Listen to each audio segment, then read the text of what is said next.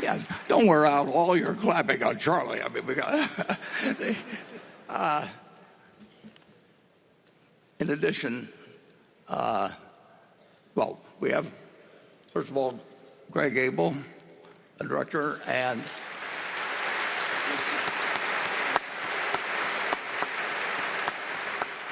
Ajit Jain, sitting next to him, who runs insurance.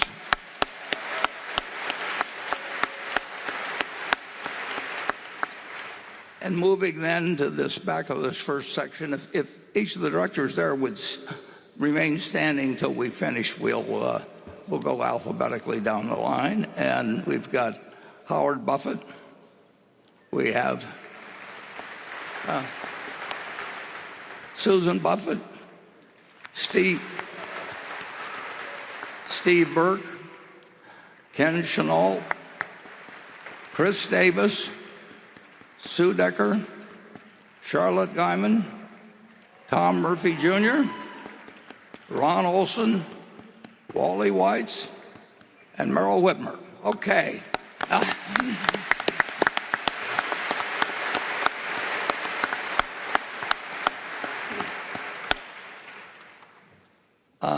There are two people I would like to thank, and then we'll get on to the brief description of the results of the first quarter.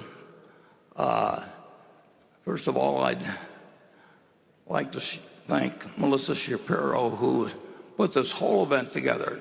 You can't imagine the work that goes into it. But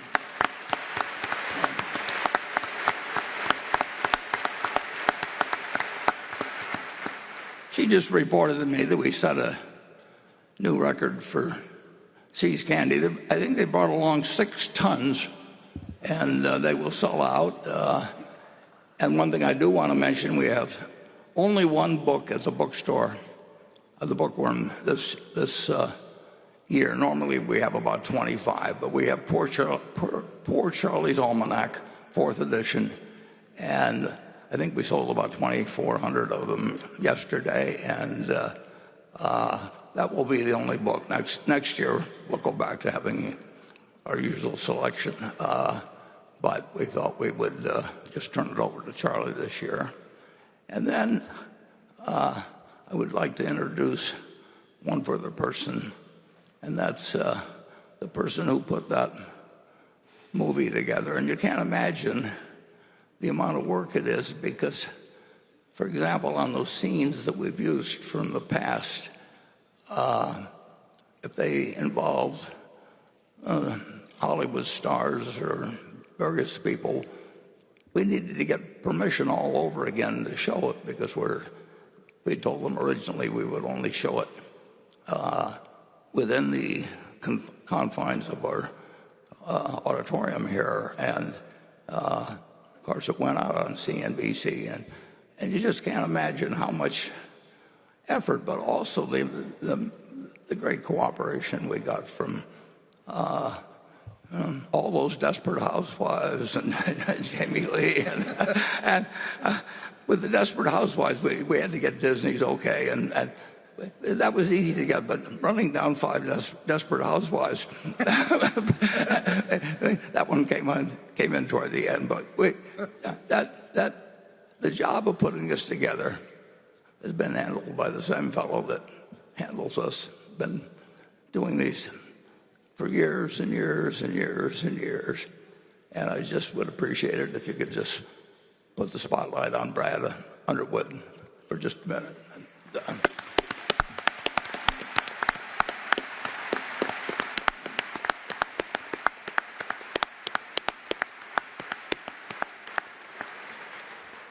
Okay, we put out some results for the first quarter this morning at 7 o'clock our time, and some few sharp-eyed analysts and press people already picked up 1 or 2 items from it, which I'm sure we'll get some questions on later. But if we could start out with slide number 1, which is should be showing now, you'll see that in the first quarter, the way, and we talk about operating earnings at Berkshire, we we've explained that many times. This is why we think these figures that we give you are the most descriptive of what's really going on in the business, and take out the wild swings in the market that otherwise just can have us reporting big earnings one quarter and big losses another quarter. We pay no attention to those at Berkshire, but you will see that we had a better than average quarter, and Ajit Jain wants me to point out to everyone that you cannot take the insurance earnings of the first quarter and multiply by 4. It just doesn't work that way in insurance. And while we insure storms around the world, the major storms, for example, that would affect our earnings would be, probably number one would be something that went along that came in at the wrong place from our standpoint, and then just kept going up the East Coast, and that's our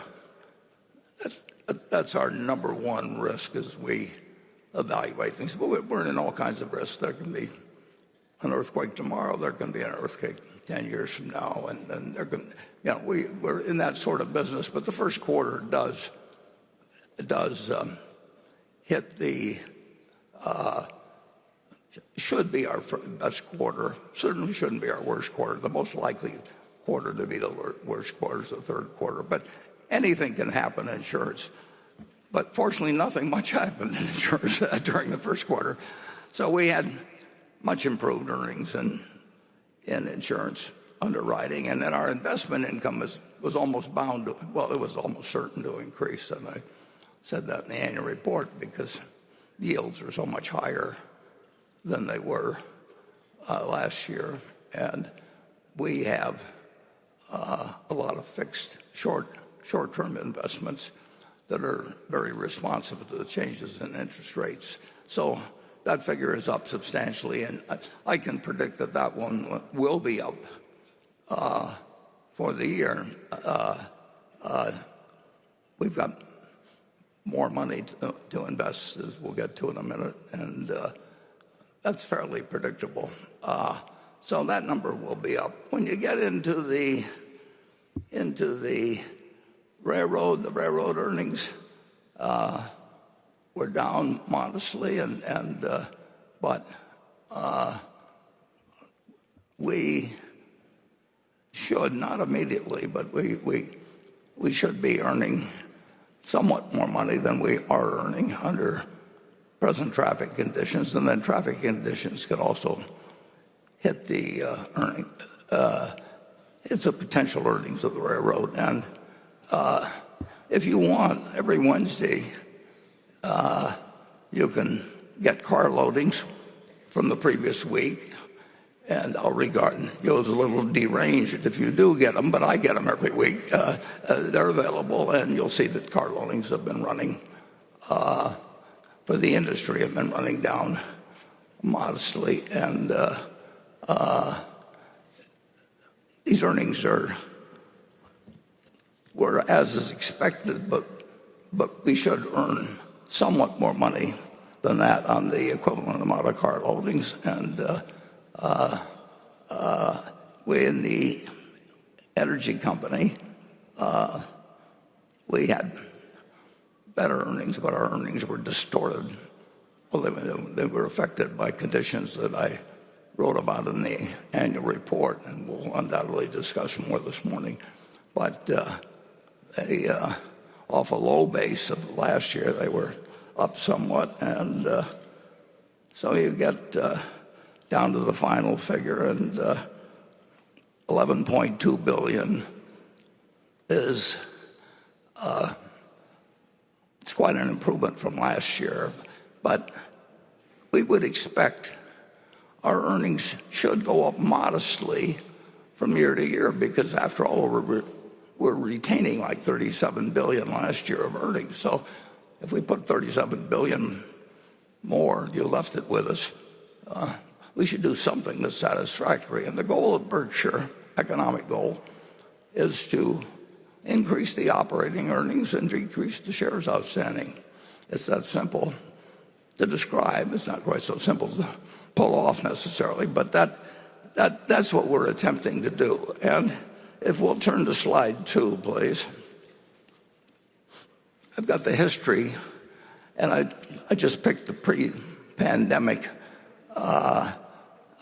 year of when we hit $24 billion, and then we fell off in the first year of the pandemic, and then, as you see, we've moved up from 27 to 30 to 37 billion. And interesting thing about these earnings is they're after depreciation and amortization and taxes and all that sort of thing. So you can figure that essentially Berkshire has a little over $100 million per day, including weekends and holidays, coming in to deploy. And we've said out many times what we're attempting to deploy that money, but we have that responsibility. And sometimes, if you'll turn to the next page, well, you'll see how that's built up the shareholders' equity, so that Berkshire had at March 31st, $574 billion, and through retaining earnings, and we've been retaining earnings ever since we took control of Berkshire Hathaway, except one day, as I remember, I think it was maybe 1968 or 9, the directors declared a 10-cent a share dividend, and I think I must have been in the restroom or something at the time. So if you leave out that period of madness, we've been retaining earnings. We've been saving your money, putting it to work. And sometimes we've done things that were big mistakes, but we never get close to fatal mistakes. And every now and then we do something that really works.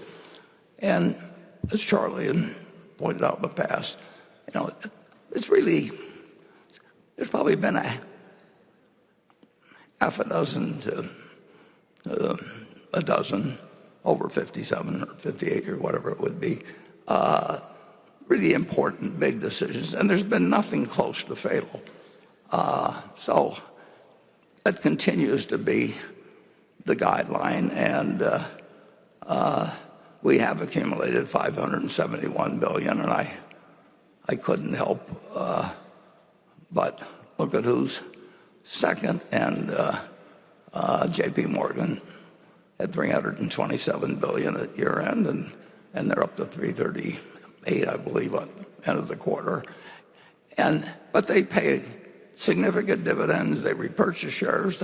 They've got a business that earns better returns on equity, but they don't plow it, and they shouldn't. They don't plow it back exactly like we have. And this does show what can be done, really without any miracles, if you save money over time. And we have a group of shareholders. We had a group of partners originally, Charlie and I did, that wanted to save money and left their money with, like in that film you saw Eddie and Dorothy Davis, and the Davis family and the children and the grandchildren periodically did some other things with the money, but they also basically left it with us, and we were a savings vehicle, and they were able to live very well, but they weren't trying to live like the kings and queens of earlier capitalism, and used to build the houses in New England, and have a servant but standing behind everybody eating and all that sort of thing. So we've had very few what I would call look at me type people that are attracted to. There's nothing wrong with it, but they just go someplace else, and they are spending sort of unbelievable sums after a while by the standards of the past. And our people, we have nobody that's a miser or a hoarder or anything like that in our group. They live very well. But the math of compounding and a long runway have done wonders, and we will talk a little later. Right before lunch, we'll give an illustration of that, of what can be done with that sort of philosophy. So our cash and treasury bills were $182 billion at the quarter end, and I think it's a fair assumption that they probably be about $200 billion at the end of this quarter. We'd love to spend it, but we won't spend it unless we think we're doing something that has very little risk and can make us a lot of money. And our stock is at a level where it adds slightly to the value when we buy in shares, but we would really buy it in a big way, except you can't buy it in a big way because people don't want to sell it in a big way. But if under certain market conditions, we could deploy quite a bit of money in repurchases. And as you'll see on the final slide, we have bought in the last 5 years. We can't buy it in like a great many other companies because it just doesn't trade that way. The volume isn't the same because we have investors, and the investors, the people in this room really, they don't think about selling. They probably, I would hope many of you don't even check the price daily or weekly. The people who check the price daily have not made the money that the people who've forgotten about it basically have over the years. And that's sort of the story of Berkshire. We'll try to increase operating earnings, and we will try to reduce shares when it makes sense to do so, and we will hope for an occasional big opportunity. And we're quite satisfied with the position we're in. So with that background, I think we'll turn it over to Becky Quick, and we will alternate questions between Becky and those of you in the audience. And Becky, you want to start with the first question? Sure. Thanks, Warren. Let's start, just given what you mentioned, there was some news that came out in the 10Q this morning. It shows that Berkshire sold another 115 million shares of Apple in this last quarter. That's Berkshire's largest holding. And I think in that vein, we'll start with a question from Sherman Lamb. He is a 27-year-old Berkshire Hathaway Class B shareholder from Malaysia. And he asks, last year you mentioned Coca-Cola and American Express being Berkshire's two long-duration partial ownership positions, and you spent some time talking about the virtues of both these wonderful businesses in your recent shareholder letter. I noticed that you have excluded Apple from this group of businesses. Have you or your investment manager's views of the economics of Apple's business or its attractiveness as an investment changed since Berkshire first invested in 2016? No, but we have sold shares, and I would say that at the end of the year, I would think it extremely likely that Apple is the largest common stock holding we have now. One interesting thing is that Charlie and I looked at common stocks or marketable equities or the things that people love to look at as being businesses. And so when we own a Dairy Queen or we own whatever it may be, we look at that as a business. And when we own Coca-Cola or American Express or Apple, we look at that as a business. Now, we can buy really wonderful companies in the market. As businesses, we can't buy all of them. All of their shares. We can't buy 90% or 80% or anything like that. But when we look at Coca-Cola and American Express and Apple, we look at them as businesses. Now, there's differences in tax factors, there's difference in managerial responsibility, a whole bunch of things. But in terms of deploying your money, we always look at every stock as a business, and we have no attempt made to predict markets. We have no attempt made to pick stocks. I went through many, many years doing the wrong thing. I got interested in stocks very early, and I was fascinated by them. And I wasn't wasting my time because I was reading every book possible and everything else. But finally, I picked up a copy of The Intelligent Investor in Lincoln, and there was a few sentences in there that said much more eloquently than I can say it. But if you look at stocks as a business and treat the market as something that doesn't tell you, isn't there to instruct you, but it's there to serve you, you'll do a lot better over time than if you try to take charts and listen to people talk about moving averages and look at the Fed pronouncements and all of that sort of thing. And so that made a lot of sense to me then. And the way I've been allowed to deploy it, Charlie and I talked about this, of course, constantly, it's changed over the years as the amount of capital we have has changed and all of that. But the basic principle was laid out by Ben Graham in that book, which I picked up for a couple of dollars, and which basically said to me, you've been wasting your time now, but maybe you can use what you've learned or been reading about and put it to better use. And then Charlie came along and told me how to put it to even better use. And that's sort of the story of why we own American Express, which is a wonderful business. We own Coca-Cola, which is a wonderful business. And we own Apple, which is an even better business.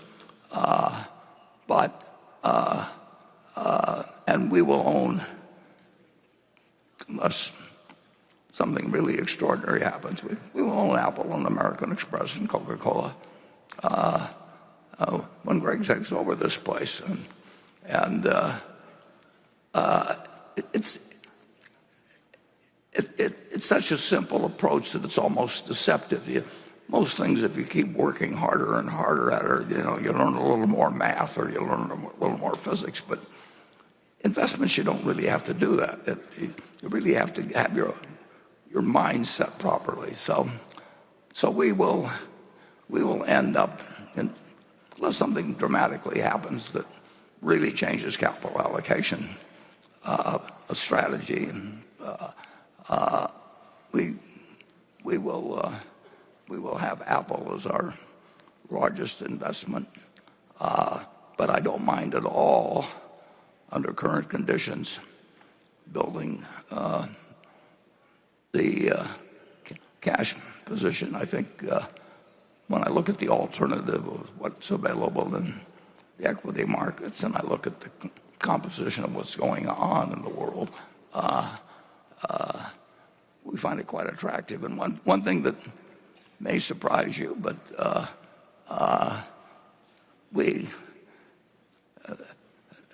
almost everybody I know pays a lot more attention to not paying taxes than I think they should.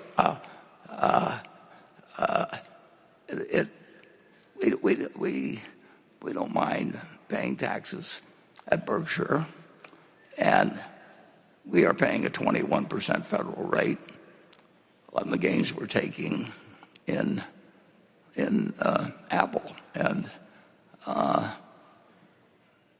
that rate was 35% not that long ago, and it's been 52% in the past when I've been operating. And the federal government owns a part of the earnings of the business we make. They don't own the assets, but they own a percentage of the earnings. And they can change that percentage any year. And the percentage that they've decreed currently is 21%. And I would say with the present fiscal policies, I think that something has to give. And I think that higher taxes are quite likely. And the government wants to take a greater share of your income or mine or Berkshire's, they can do it. And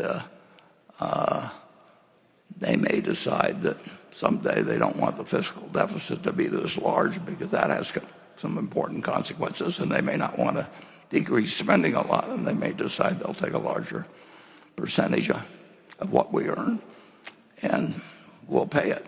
And we always hope at Berkshire to pay substantial federal income taxes. We think it's appropriate that a country that's has been as generous to our owners.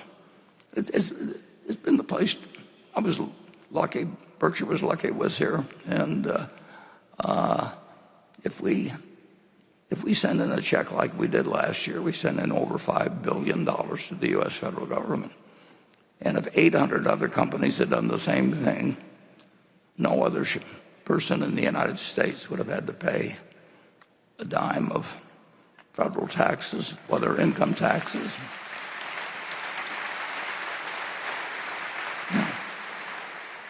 No Social Security taxes, no estate taxes, no. It's open down the line. Now, I would like to. I hope things develop well enough with Berkshire that we say we're in the 800 club and maybe even move up a few notches. It doesn't bother me in the least to write that check, and I would really hope with all that America's done for all of you, it shouldn't bother you that we do it. And if I'm doing it at 21% this year and we're doing it at a higher percentage later on, I don't think you'll actually mind the fact that we sold a little Apple this year. Okay, let's go to section 1.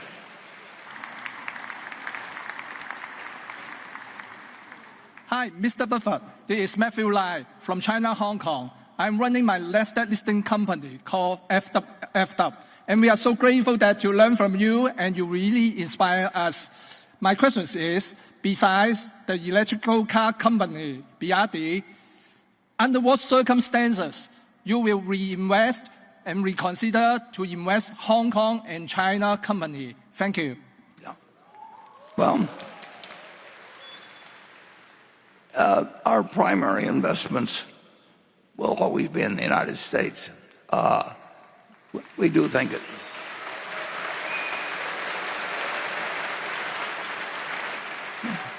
Now, the companies we invest in the United States, American Express does business around the world, and no company hardly does business around the world like Coca-Cola. I mean, they are the preferred soft drink, in something maybe like 170 or 180 out of 200 countries. Those are rough approximations from a few years back, probably, but that degree of acceptance worldwide is, I think it's almost unmatched. I can't really think of any company that has it. American Express has a position in the credit card field, which I think is extremely strong. And part of that was part of the reasons for that was one of the directors that I introduced a few minutes ago, Ken Chenault. But it has strengthened dramatically over the last 20 years for a lot of reasons. So we will, the BYD investment was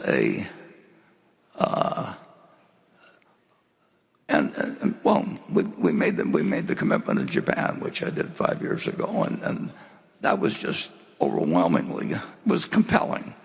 It was extraordinarily compelling, and we bought it as fast as we could, and we spent a year, and we got a few percent of our assets in 5 very big companies, but that's the problem of being our size. But you won't find us making a lot of investments outside the United States, although we're participating through these other companies in the world economy. But I understand the United States rules, weaknesses, strengths, whatever it may be. I don't have the same feeling for economies generally around the world. I don't pick up on other cultures extremely well, and the lucky thing is I don't have to, because I don't live in some tiny little country that has just doesn't have a big economy, but I'm in an economy already that has after starting out with 0.5% of the world's population, has ended up with well over 20% of the world's output in an amazingly short period of time. So we will be American oriented. If we do something really big, it's extremely likely to be in the United States. Charlie, in all those years, there's only 2 times he's told me that, this one is really, he would always go along with me and say, well, when I was suggesting something, he'd say, well, this is really not that great, but it's probably the best you'll come up with, so I'll go along with the idea.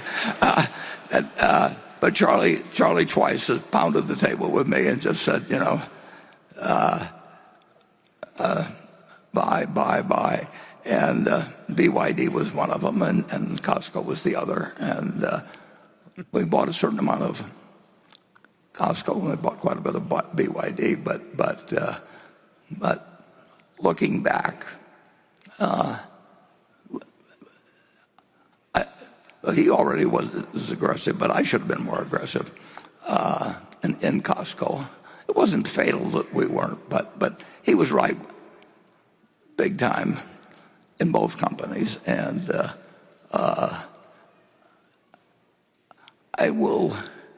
I'm aware of what goes on in most markets, but I think it's unlikely that we make any large commitments in almost any country you can name, although we don't rule it out entirely. And I feel extremely good about our Japanese position, and we'll have that. I don't know how many years. Greg will be sitting with that at some point, and we couldn't be happier with that. But we really have a different outlook in looking at well, we look at your money, which we couldn't bear to lose, and we feel that we're very less likely to make any truly major mistakes in the United States than in many other countries. Okay, Becky. This next question comes from Stanley Holmes, who is a Berkshire shareholder from Salt Lake City. He asks, in his 2024 annual letter to shareholders, Chairman Buffett noted the severe earnings disappointment experienced at Berkshire Hathaway Energy last year and expressed concern about earnings and asset values in the utility industry. Recognizing that investors are worried about climate change-related expenses and that new uncertainties cloud the regulatory environment, the chairman suggested that some jurisdictions may adopt the public power model. There are now signs that policymakers in Utah, citing state sovereignty, may already be poised to move in that direction. The Utah legislature recently mandated the state's right to serve as sole purchaser of energy from an in-state power plant and, under some circumstances, purchase the power plant before it can be retired. The state utility regulator will be legally bound to prioritize public purchases of power and facilities that could include assets owned by Berkshire Hathaway Energy's Pacific Core utility, Rocky Mountain Power. Will Berkshire, through BHE, continue to invest resources in jurisdictions where corporate assets may be subject to confiscatory state policies and actions? And how is Berkshire Energy working with officials in Utah to minimize potential corporate losses if and when state control is asserted over its electrical utility sector? Yeah. I will let Greg join with me in the answer on this, but I would say our feeling is that Utah is actually very likely to treat us fairly, whether the action is in granting appropriate rates that give us the return we generally expected in terms of our own properties, or if they decide for some reason to go to public power, I think they would compensate us fairly. In the 1930s, George Norris, a senator from Nebraska, just turned Nebraska into a public power state, and our experience in Iowa would indicate that free enterprise has its role, and that we can run a privately owned utility company that will be more efficient for society than, at least in most states, people can do with public power. But what has happened is that there's going to be enormous amounts of money spent on power. And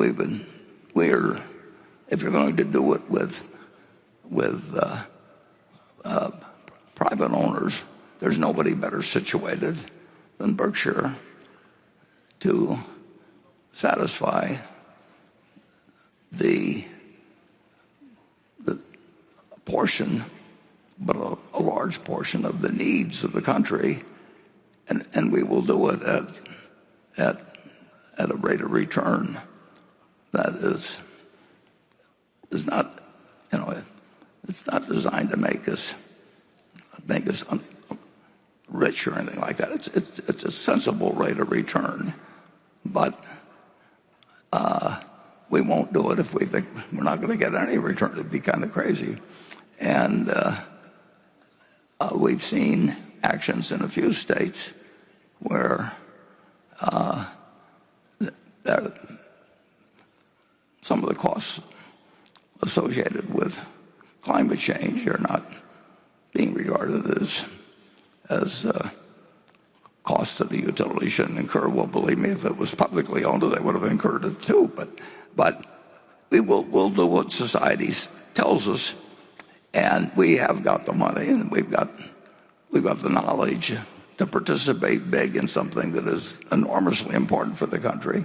But we're not going to do it. We're not going to throw good money after bad in the field. I don't worry about.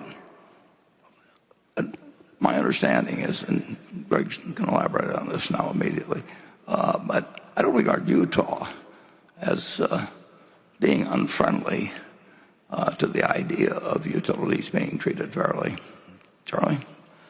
Charlie, I'm so used to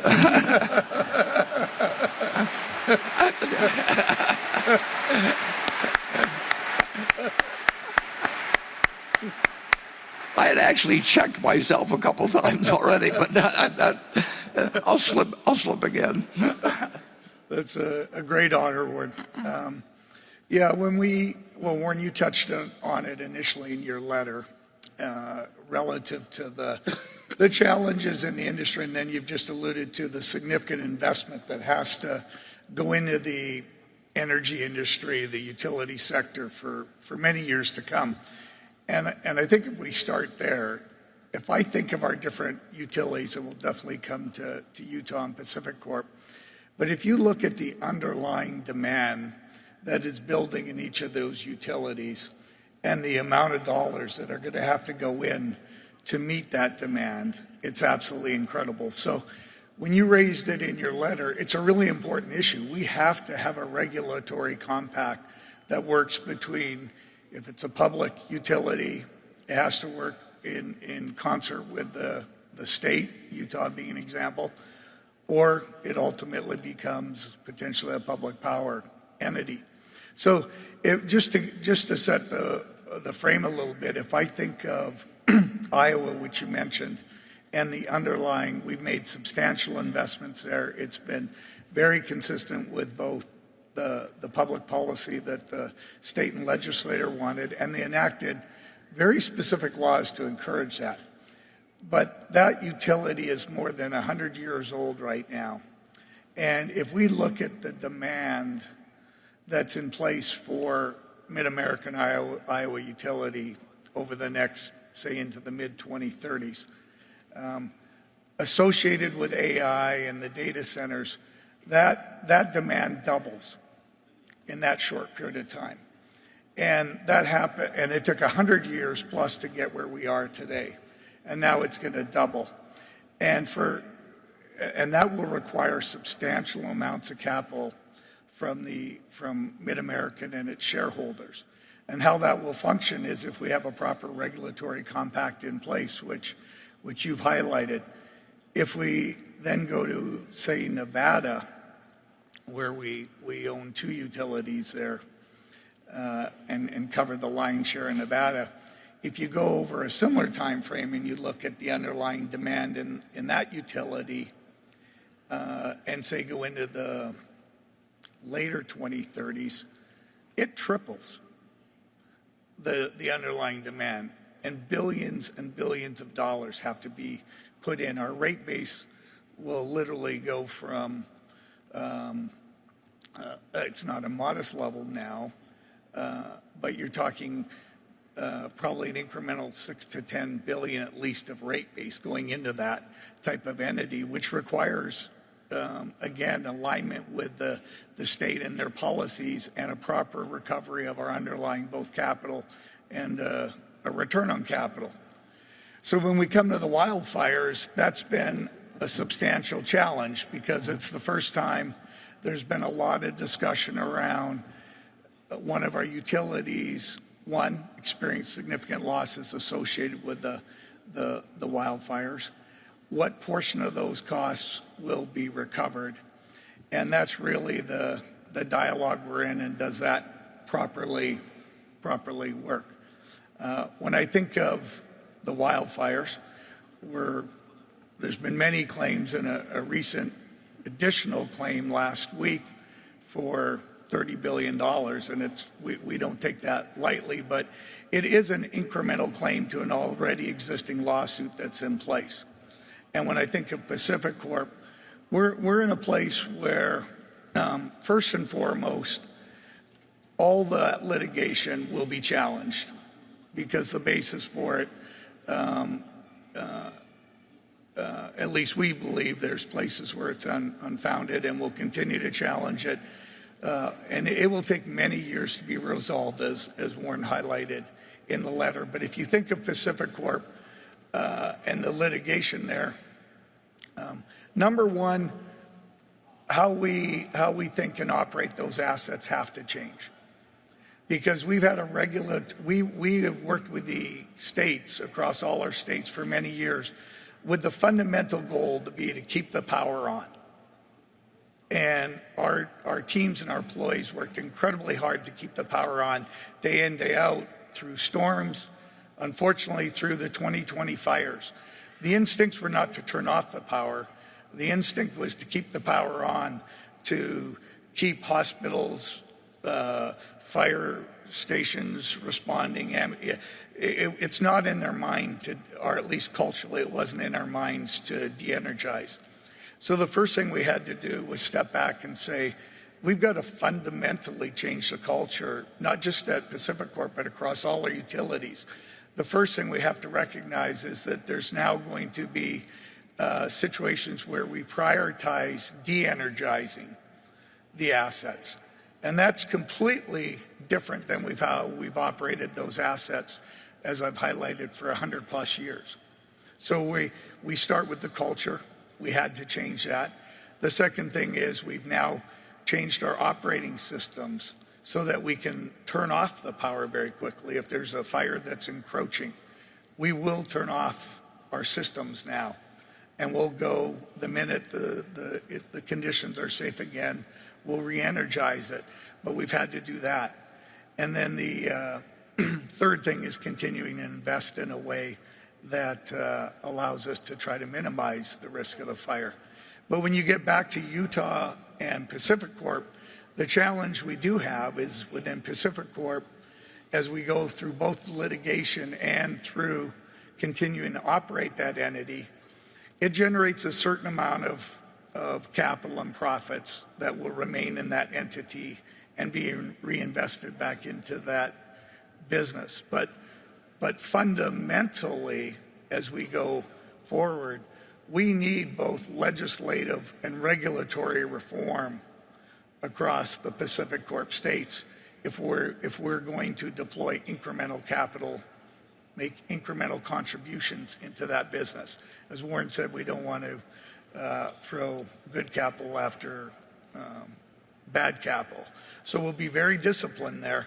But the reality is there are opportunities to both solve the legislative and regulatory solutions. And the best example we actually have, and I think it's the gold standard across the country, is Utah. So as Warren touched on, it's a state we're happy we're investing in. It is part of Pacific Corp, so there's a certain amount of balance there as to how we do it. But in the last legislative session that existed, Utah actually passed a bill that does a couple very important things.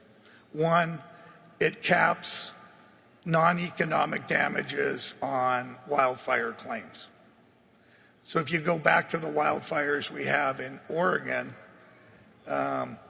and the claims you're hearing filed for, there's economic damages associated with them, and those harms should receive the economic damages associated with that. But unfortunately, and even though there's legislature and case law in Oregon that says wildfire non-economic damages should not be awarded, there's very substantial non-economic damages being awarded there. Utah took a very proactive position to say, we will cap those non-economic damages. And it creates an environment, again, it's back to that, is there an environment where you want to invest in? Yes. And then incrementally, they've created a very substantial fund. It's literally called the Wildfire Fund for fires in Utah that will help facilitate both liquidity and the ability to resolve the situation. So Utah, we believe, including the legislation that a lot of other things came out of it, is the actual gold standard as we go forward. So very important issue for Berkshire Hathaway Energy. But at the same time, it is a Pacific Corp issue. The risk of regulatory compacts not being respected is a much broader one that we'll always evaluate and be careful how we deploy our capital. But both Pacific Corp will manage through it, and I see other very good and significant opportunities in Pacific Corp. In Berkshire Hathaway Energy.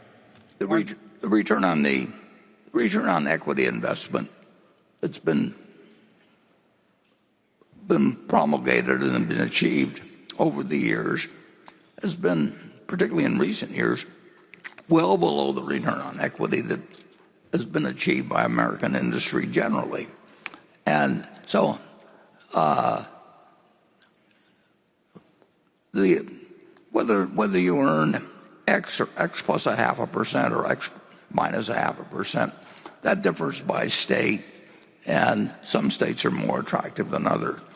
But whether you earn X or go broke is not an equation that works.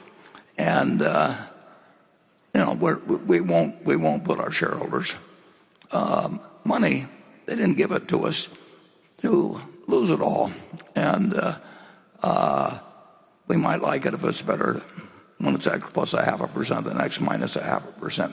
But the electric utility industry will never be as good as, just remotely as good as, the kind of businesses we own in other arenas. I mean, you look at the return on tangible equity at Coca-Cola or American Express, and to really top it off, Apple.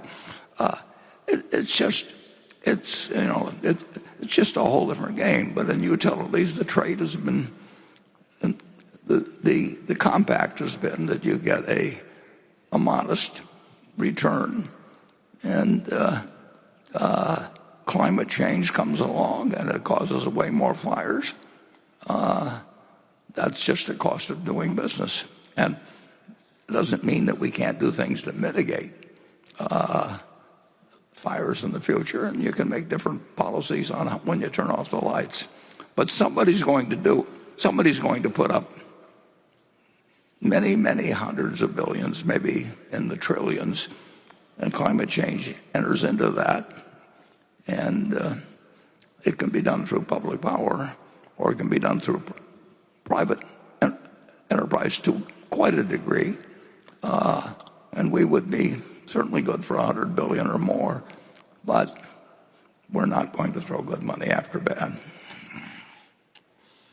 Okay, let's do station 4.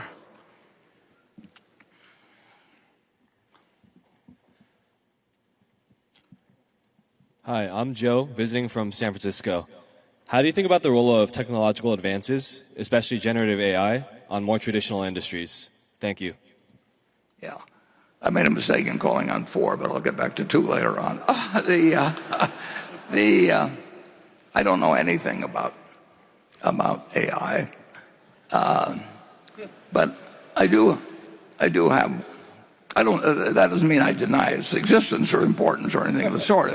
And last year I said, that we let a genie out of the bottle when we developed nuclear weapons, and that genie has been doing some terrible things lately. And the power of that genie scares the hell out of me. And on the other hand, I don't know any way to get the genie back in the bottle. And AI is somewhat similar. It's part way out of the bottle, and it's enormously important, and it's going to be done by somebody. So we may wish we'd never seen that genie, or it may do wonderful things. And I'm certainly not the person that can evaluate that. And I probably wouldn't have been the person that could have evaluated it during World War II, whether we tested a 20,000-ton bomb that we felt was absolutely necessary for the United States and would actually save lives in the long run, but where we also had Edmund Teller, I think it was on a parallel with Einstein in terms of saying you may, with this test, ignite the atmosphere in such a way that civilization doesn't continue.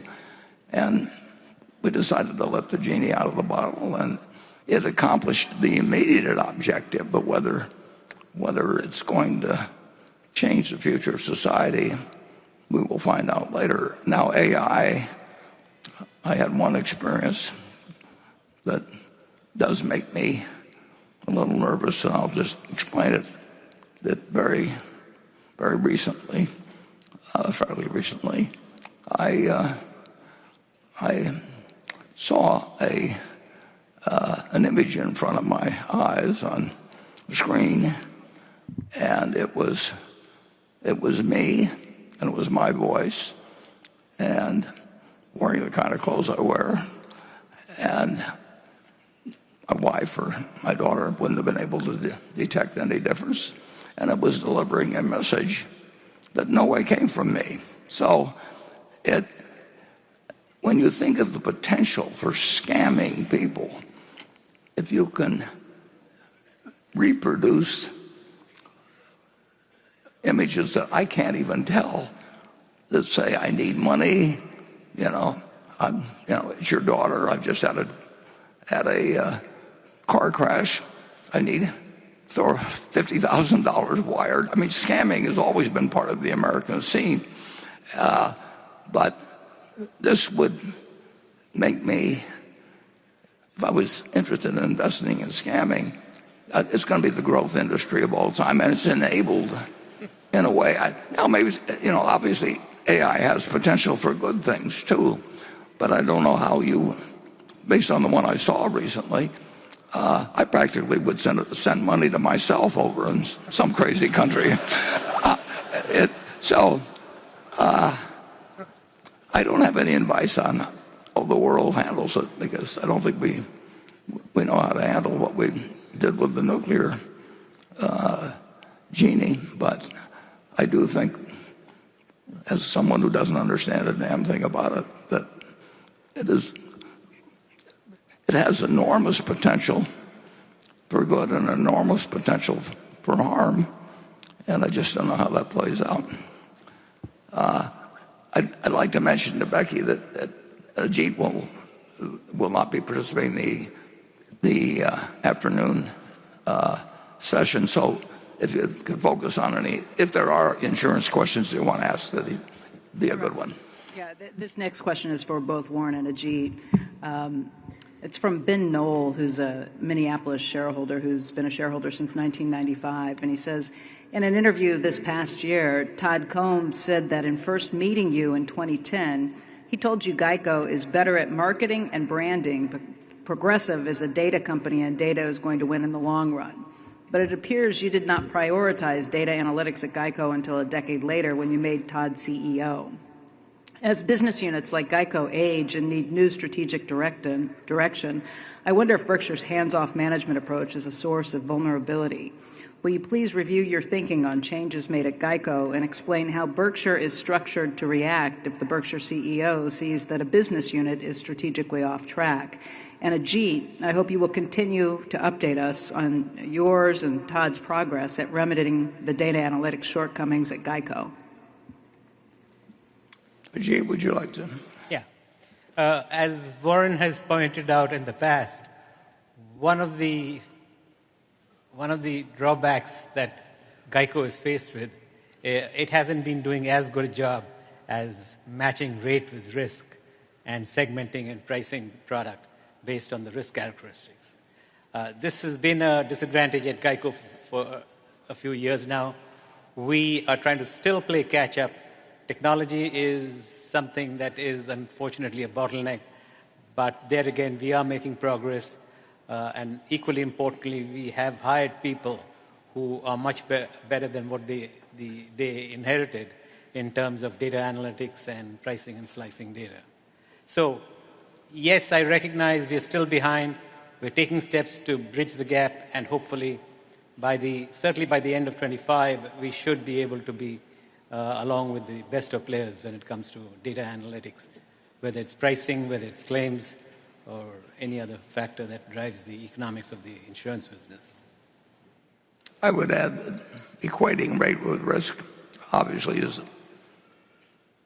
is important in every line of insurance business. I mean, that's what you're involved with, is deciding whether a given rate offers us the chance or the probability that we will make a little money on it, and that sometimes we're only risking losing a little, and sometimes we're risking losing huge amounts. But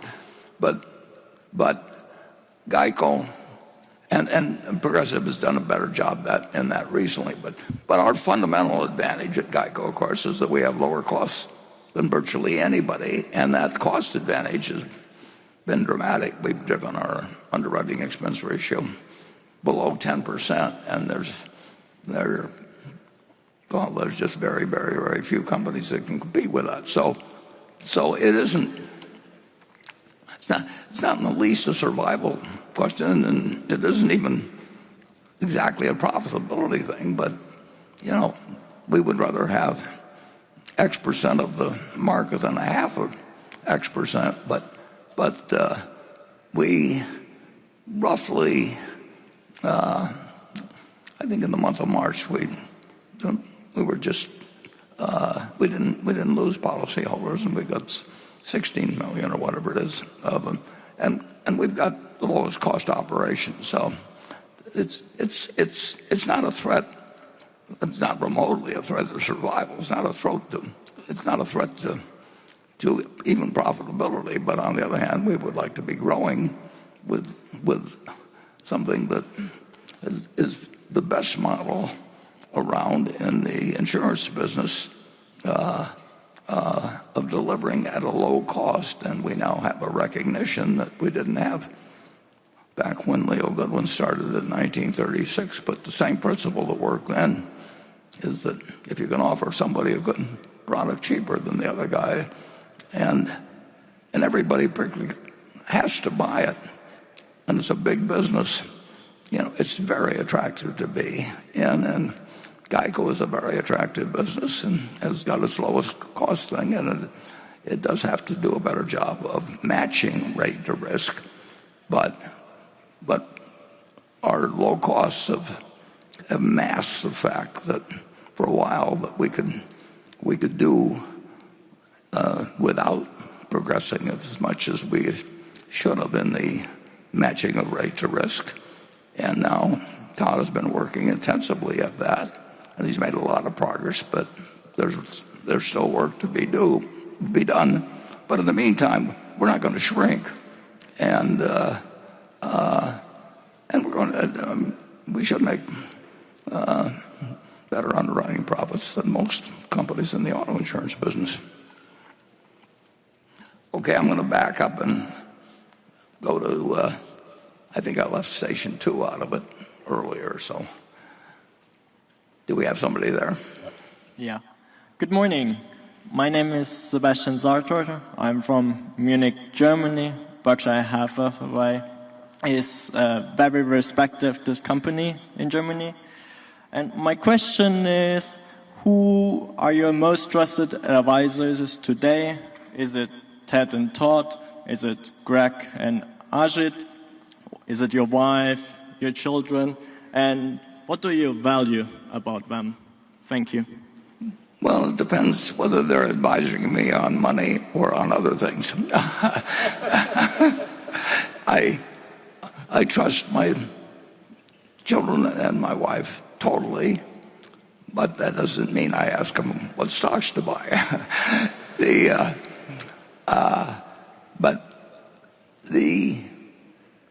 I was, in terms of managing money, there wasn't anybody better in the world to talk to for many, many decades than Charlie. And that doesn't mean I didn't talk to other people. But if I didn't think I could do it myself, I wouldn't have done it. I mean, so to some extent, I talk to myself on investments, and I think my children have gotten a whole lot wiser over the years, and so I listen to them on a lot of things. I'll listen to my daughter on who to vote for locally, because she knows a lot more about that than I do, and I'll listen to my wife on a lot of things, and I won't get into details. So it is important. I mean, if you don't live a life where you surround yourself and limit yourself to people you trust, it won't be much fun. I mean, I literally have been in the position ever since I was in my 20s of being able to have people I trusted around me, and I've made mistakes occasionally, but they filter out over time. You learn, and when I found Charlie, for example, in all kinds of matters, not just investment, I knew I'd have somebody that well, I'll put it this way. You can think about this. Charlie, in all the years we worked together, not only never once lied to me, ever, but he didn't even shape things so that he told half lies or quarter lies to sort of stack the deck in the direction he wanted to go. He absolutely he considered it total of utmost importance that he never lied. Now that occasionally got him in trouble at dinner parties or something. If he said to the woman, "I really prefer the way you used to do your hair, or the way that somebody over across the room does it." I mean, but in terms of having a partner, I simply cannot think of a conversation I ever had with Charlie that in the least he misled me or shaped it his way or anything of the sort. So when you get that in your life, you cherish those people and you sort of forget about the rest. Okay.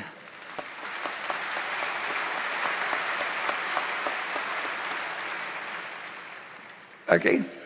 This question's for Ajit. It comes from Meher Baruka. Climate change seems to be impacting the insurance industry heavily, with major players pulling out of markets like California because of wildfire and flooding risks, combined with payouts increasing. How does Mr. Jain see this risk expanding to other regions, and how has the thesis on insurance investments changed because of it? Yeah.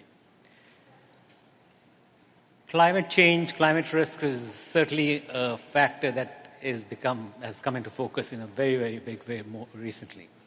Now, the one thing that mitigates the problem for us, especially in some of the reinsurance operations we are in, is our contractual liabilities are limited to a year in most cases. So as a result of which, at the end of a year, we get the opportunity to reprice, including the decision to get out of the business altogether if we don't like the pricing in the business. But the fact that we are making bets that tie us down to 1 year at a time certainly makes it possible for us to stay in the business longer term than we might have otherwise. Because of climate change, clearly prices need to go up. It is difficult to be very scientific about how much the prices need to go up. They need to go up a lot, and we keep increasing prices and hope we stay ahead of the curve. But that doesn't happen in all cases. The regulators don't make it any easier by tying our feet to the ground and making it difficult for us to withdraw from certain territories or to make dramatic changes in the pricing of certain products. As a result of which, a number of insurance carriers, including ourselves, have decided to not write business in certain states. I think the regulators are getting a little more realistic about and they're waking up to the fact that the insurance carriers need to make some kind of a return, a decent return for us to keep deploying our capital. It's a constant battle back and forth. It's been against the capital providers these last few years, but I think we are coming back into balance. If you look at the results that have been recently announced by the insurance carriers, everyone's now making record profits. Obviously, that will not last, but certainly for the next several months, I think the insurance industry, in spite of climate change, in spite of increased risk of fires and flooding, it's going to be an okay place to be in. Yeah, climate change increases risks, and in the end, it makes our business bigger over time. But not if we misprice them, we'll also go broke. But we do it 1 year at a time, overwhelmingly. And I would say this: I would rather have Ajit assessing this than any 1,000 underwriters or insurance managers in the world. I mean, the factors aren't. We'll take Atlantic hurricanes, which would be probably our biggest risk. There's no question that you can measure the temperature of the water in the Atlantic, and you know what warm water does to hurricanes, but you don't know whether that's good or bad, because it may cause them to turn faster, and it may change the path as well as the intensity and frequency of losses. But we'll write it 1 year at a time, and we'll have Vegeta underwriting it. And we don't have to tell you what's going to happen 5 years from now or 10 years from now. And people who don't have sort of analytical insurance minds that comment on this subject really don't expand our knowledge. We get a lot of letters from people that I'm sure have good IQs, but they don't really know. They don't understand the insurance business, and they're not wrong, I don't think, in my mind, about climate change. But if there was no risk, there'd be no insurance business, and we're in the business of evaluating it, and we do it 1 year at a time. And there's some exceptions where you can't do it, where your decisions extend for a long time in the future, and we try to avoid those. But again, you don't need 1,000 people analyzing water currents or anything. You need one very, very, very smart guy, and we've got him. Okay.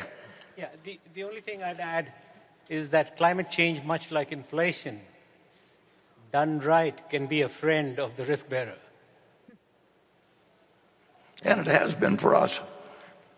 If you look at GEICO, it had 175,000 policies roughly in 1950, and it was getting roughly $40 a car.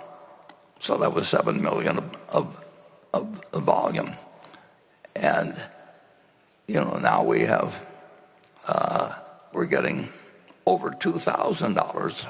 Well, all the advances in technology and everything like that. If we had been wedded to some formula, what we did with $40, we'd have had a terrible business. But in effect, by making the cars much safer, they've also made them much more expensive to repair. And a whole bunch of things have happened, including inflation. So now we have a $40 billion business from something that was 7 million back when I called on it. So if we'd operated in a non-inflationary world, GEICO would not be a $40 billion company. Okay, we're now finally coordinated to we're station 3, I believe. Hello. Hi, everyone. I'm Liam. I'm 27 from Newmark, Ontario, Canada. I got invested in Berkshire thanks to my dad, who brought me down to this meeting. I'm so excited to be here.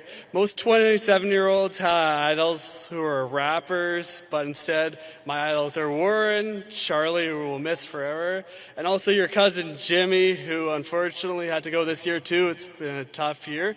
As a Canadian, similar with Greg, I always wonder about our Canadian economy and what you think about the Canadian economy. We got some beat down bank stocks right now, and I don't know what your opinions are on these.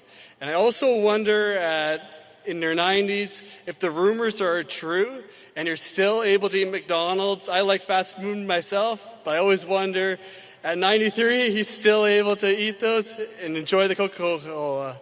Thanks, Warren. Okay, well, we've got a Canadian here, so we'll let him answer the first part. And if you watch me, you'll see what I like to eat. I mean, well, go to it, Greg. Okay. Yeah, well, we are fortunate to have a number of operations up in Canada. It goes across many of our operating entities, and then as Warren touched on, all the businesses that we have a piece of that we're invested in are up in Canada. So the presence is significant. We're always looking at making incremental investments there because it's an environment we're very comfortable with. Warren touched on understanding the U.S. environment, business environment, and I would put Canada equally in that bucket that we understand it and would be comfortable. And I would say the economy moves very closely to the U.S. So the results we're seeing out of our various businesses that report both their U.S. and Canadian operations aren't drastically different. And there's a few that we're on the energy side, for example, we make very substantial investments up there in Alberta. But again, it's very consistent with how that economy is growing, and I would see it being very consistent with what we see here. Warren, anything to? Yeah, no, we Canadian, obviously there aren't as many big companies up there as there are in the United States, but when we get I got one from Canada just the other day that I sent over to Greg too, when we see anything that's suggesting an idea that's of a size that would interest here and meets other requirements, we don't have any hesitancy about putting big money in Canada. And there are things we actually can do fairly well that where Canada could, benefit from Berkshire's participation. We did it some years ago, not that many years ago, but there was a financial institution up there, and they had a problem, and they'd had, as I remember, 30 plus, various other people that were kicking it around, and meanwhile the place was getting close to the edge for not a fundamental problem. And Ted Weschler from our office went up there. I heard about it on a Monday or something, and Ted Weschler went up there, and we offered a solution in a couple of days to something that was getting close to the brink. So we do not feel uncomfortable in any way, shape, or form putting our money into Canada. In fact, we're actually looking at one thing now, but they still have to meet our standards in terms of what we get for our money. But they don't have we don't have any mental blocks about that country. And of course, there's a lot of countries we don't understand at all. So Canada, it's terrific when you've got a major economy, not the size of the U.S., but a major economy that you absolutely you feel confident about operating there. Okay, Becky. Warren, you just said that you'd rather have a JEET running risk assessment at the insurance operations than any other 1,000 insurance adjusters in the world. So I'd like to follow up with a question that came in from Mark Blackley in Tulsa, Oklahoma. He said, Warren, for years you have spoken about the incredible impact a JEET has had on Berkshire. You've often joked, if you and a JEET are in a sinking boat and we can only save one of you, swim to a JEET. While we often discuss plans for the next CEO of Berkshire, little is mentioned on who will one day replace a JEET. How should we think about the future of the Berkshire insurance operations, given how challenging it may be to find another Ajit? And I'd like to hear Ajit's thoughts on this as well. Well, I would say we won't find another Ajit, but fortunately he's a good bit younger than I am, so I hope you have to worry a little bit about me first before you start worrying about Ajit.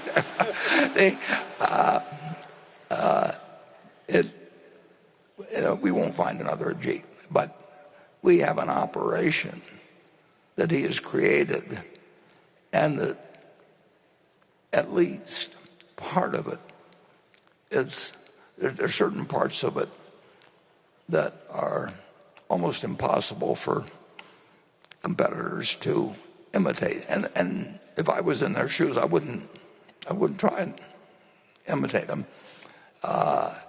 And so we've institutionalized some of our advantages, but Ajit is, his presence allowed us to do it, and he did it. But now we've created a structure that didn't exist when he came in 1986. Nothing close to it existed with us or with anybody else. And insurance is the most important business at Berkshire. Marketable securities are important, but they're not in the class exactly as as our insurance business. And Ajit,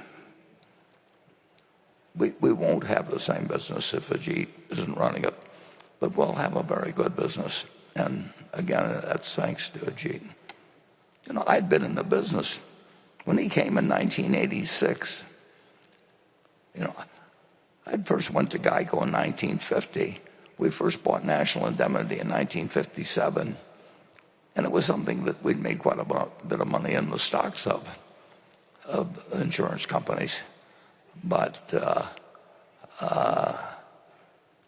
we needed an Ajit. Unfortunately, he came into the office on a Saturday, and he was tired of working at something where he really didn't. It just didn't challenge his intellect.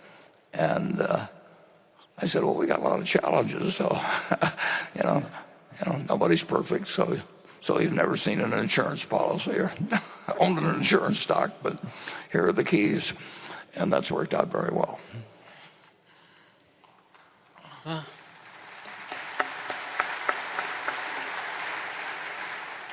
Well, thank you very much, Warren. Thank you very much, everyone. But the fact of the matter is, nobody is irreplaceable. And we have Tim Cook here in the audience, I believe, who has proved that and has set an example for a lot of people who follow.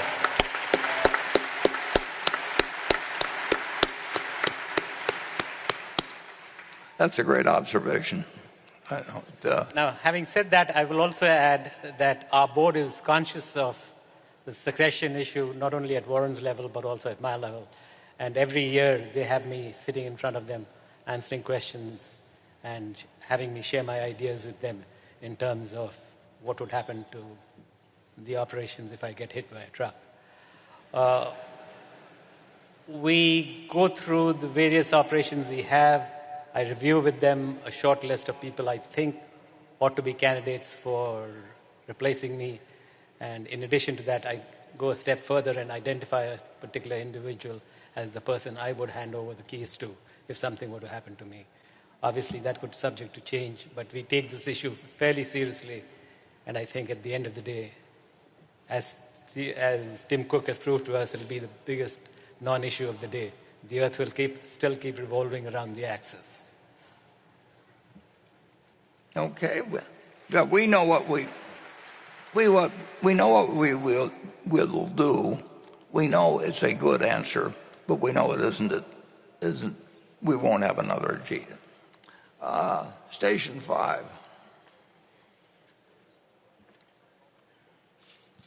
Hi, my name is Andrew Nickus, and I'm wondering if you had one more day with Charlie, what would you do with him?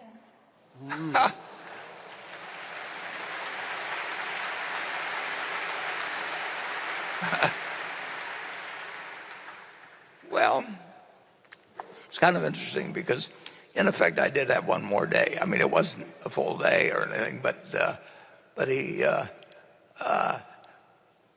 we always lived in a way where we were happy with what we were doing every day. I mean, Charlie liked learning. He liked, as I mentioned in the movie, he liked a wide variety of things. So he was much broader than I was, but I didn't have any great desire to be as broad as he was, and he didn't have any great desire to be as narrow as I. But we had a lot of fun doing anything. And, we played golf together, we played tennis together, we did everything together. And this you may find kind of interesting. We had as much fun, perhaps even more to some extent, with things that failed, because then we really had to work our way out of them. And in a sense, there's more fun having somebody that's your partner in digging your way out of a foxhole than there is just sitting there and watching an idea that you got 10 years ago just continually produced more and more profit. So it wasn't, he really fooled me though.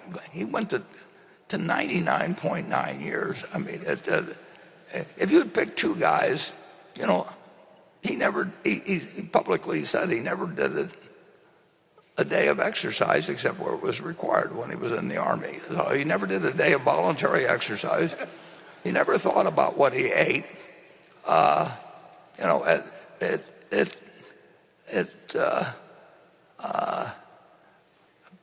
We started every day, and Charlie he was interested in more things than I was, but we never had any doubts about the other person, period. And so if I'd had another day with him, we'd probably done the same thing we were doing the earlier days, and we wouldn't have wanted to know that we only had one day. There's a great advantage in not knowing where you're going to, what day you're going to die. And Charlie always said, that just tell me where I'm going to die, so I'll never go there. Well, the truth is, he went everywhere with his mind, and therefore he was not only interested in the world at 99, but the world was interested in him. It's remarkable. I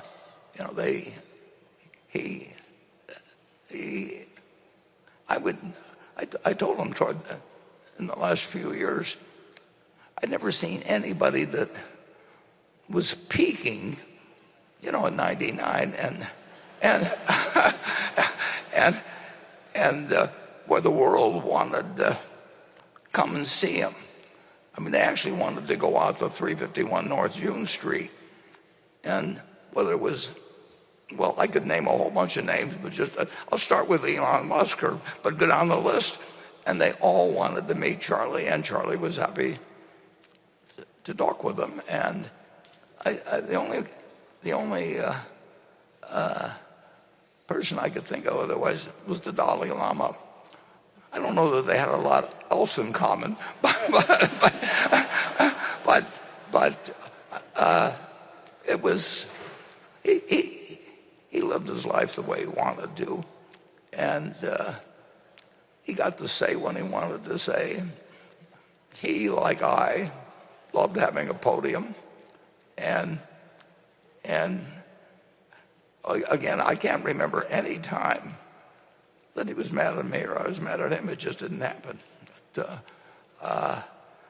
And calling him was fun back when long distance rates were high, and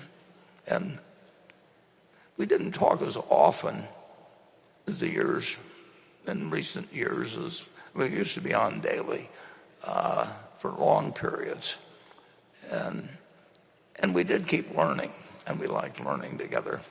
But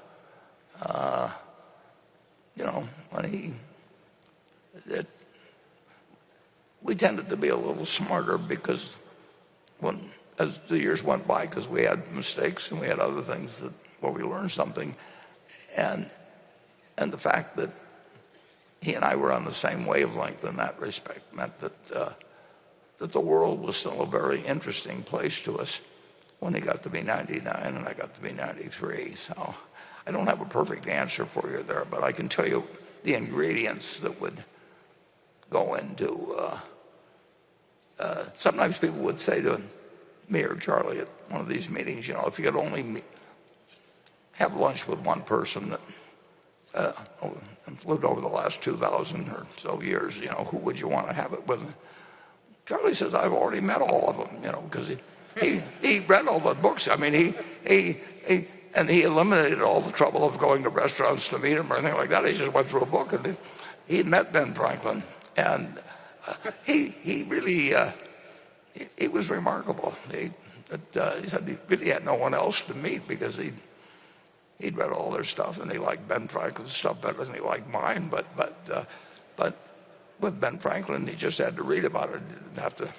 They didn't have to go have lunch with him or anything of the sort. But it's an interesting question. What you should probably ask yourself is that, who do you feel that you'd want to start spending the last day of your life with, and then figure out a way to start meeting them or tomorrow, and meet them as often as you can. Because why wait till the last day? And don't bother with the others.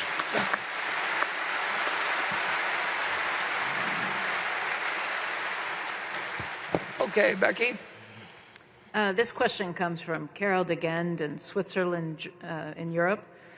And this is for both Mr. Buffett and Mr. Jain. As political instability in the world is growing with a rise in the number of armed conflicts and trade tension, there is also increasing risk of cyber attacks. What are your views on cybersecurity insurance? Asking this question in general for retail, small businesses, and large companies, including critical key infrastructure such as power plants, harbors, airports, nuclear plants, etc. Do you see a potential for profit-making in cybersecurity insurances, and what are the key challenges? Okay, let me start. Cyber insurance has become a very fashionable product these days. Over these last few years, it is at least a $10 billion market right now globally. And profitability has also been fairly high. I think profitability is at least 20% of the total premium has ended up as profit in the pockets of the insurance bearers. Now, having said that, we at Berkshire tend to be very, very careful when it comes to taking on cyber insurance liabilities. For two reasons. One is, it's very difficult to know what is the quantum of losses that can be subject to a single occurrence. And the aggregation potential of cyber losses, especially if some cloud operation comes to a standstill, that aggregation potential can be huge, and not being able to have a worst case cap on it is what scares us. Secondly, it's also very difficult to have some sense of what we call loss cost, or the cost of goods sold, could potentially be. It's not just for a single loss, but for losses across over time. They have been fairly well contained.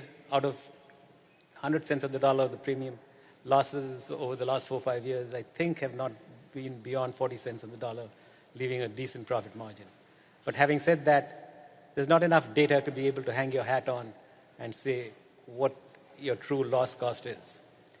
So in our insurance operations, I have told the people running the operations I've discouraged them from writing cyber insurance to the extent they need to write it so as to satisfy certain client needs. I have told them, no matter how much you charge, you should tell yourself that each time you write a cyber insurance policy, you're losing money. We can argue about how much money you're losing, but the mindset should be, you're not making money on it, you're losing money, and then we should go from there. So it's projected to be a huge business. My guess is at some point it might become a huge business, but it might be associated with huge losses. And our approach is to sort of stay away from it right now until we can have access to some meaningful data and hang our hat on data. Well, you've just heard why Ajit is invaluable, because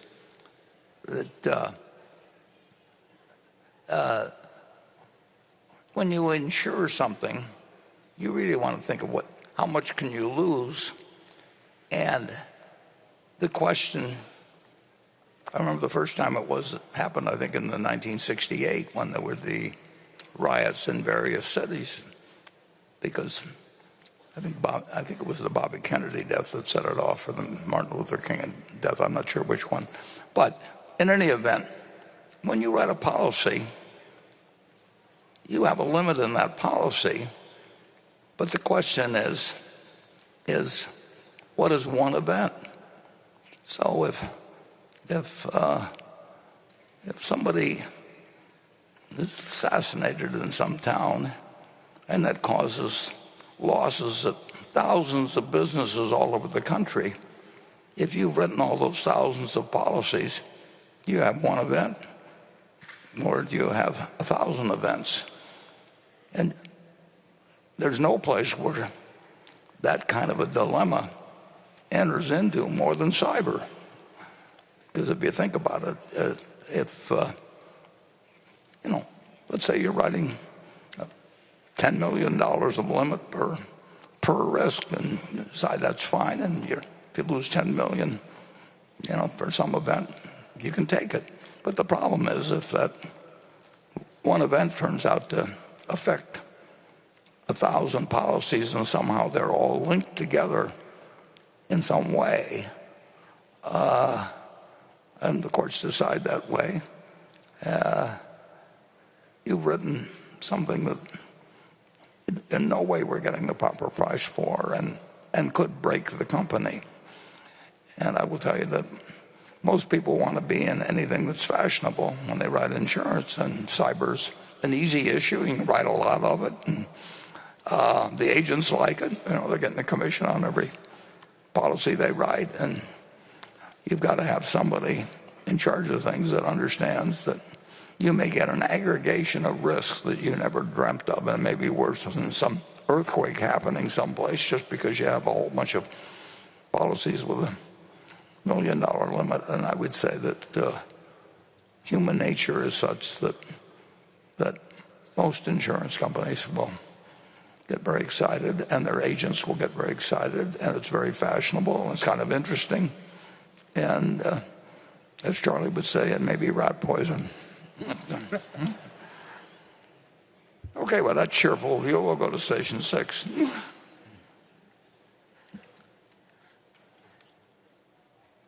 Good morning.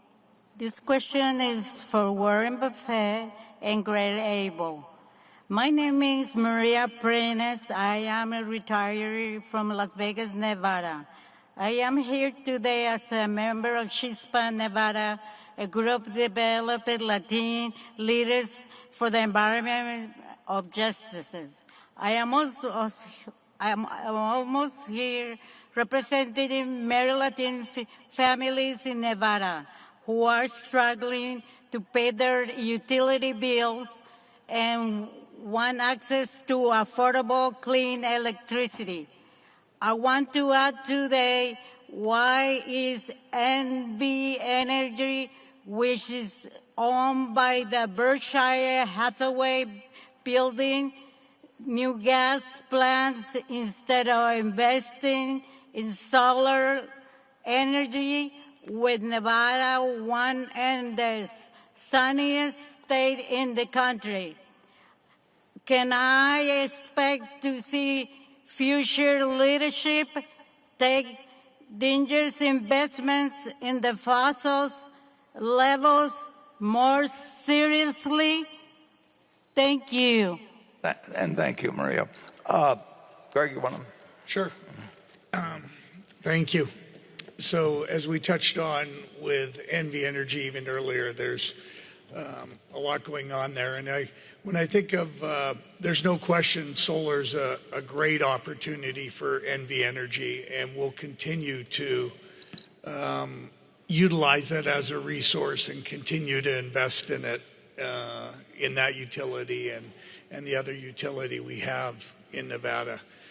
We're also in a point where when you think of a transition that's going on within the energy sector, we are transitioning from carbon resources to renewable resources, as was noted, but it will not occur overnight. That transition will take many years, and as we use, be it renewable resources such as solar or wind, they are intermittent, and we do try to combine it with batteries, but at this point in time, we cannot transition completely away from the carbon resources. So if I think of Nevada, in the next 2 years, our last 2 coal units are, well, actually in the next year, our last 2 coal units will retire, but we are replacing them with a new gas unit, which is truly needed to make sure that system remains reliable and available to our customers, and that's done in conjunction with the state representatives and our regulatory agencies to make sure we can serve those customers every day and every minute. We have great examples in Iowa where at times 100% of our energy comes from wind, and we're thrilled with that. And I believe we hit that, for example, on Earth Day. We had enough wind that we could meet the demand of that state. But the next day, if the wind's not blowing, we need our gas resources, our gas plants to fill that gap. And really, that's the situation we still have in Nevada. So we'll continue the transition to renewable resources, be it solar in Nevada and wind in other areas combined with batteries. But for the foreseeable future, we do see gas being a very important resource to help maintain reliability and meet our customer needs, and to meet it in an affordable way is also an important piece of that. So thank you for your comments. Yeah, in effect, we've got the capital to do whatever makes the most sense in a place like Nevada. And Nevada, I don't know, each state calls their ruling commission something different, but they probably call it the Public Service Commission or something like that. And they're making the decision as to what they think can and should be done in terms of getting from where a vastly complicated utility business moves towards something different without messing things up in the meantime and having the lights go off. And I think they would probably agree with you very much, Maria, that where they want to get, but they can't do it tomorrow, because of the intermittent problems. And their job is to make sure the lights stay on, and their job is also to move toward better sources. But solar will never be the only source of electricity, because well, Greg may know more about this, but barring some real breakthroughs in storage and that sort of thing. Right. Yeah. Yeah, generally a battery right now, to do it in an economical way, is a 4-hour battery. And when you think of the time without the sun being available, that's a challenge. Now there's a lot of technology advancements, and that's stretching out, and you throw dollars at a lot of things, you can accomplish things. But the reality is there's a careful balance of the reliability, and also balancing, as it was noted, the rates do matter, and how much customers are paying. So delicate balance of both delivering reliability but doing it in an affordable way. Yeah.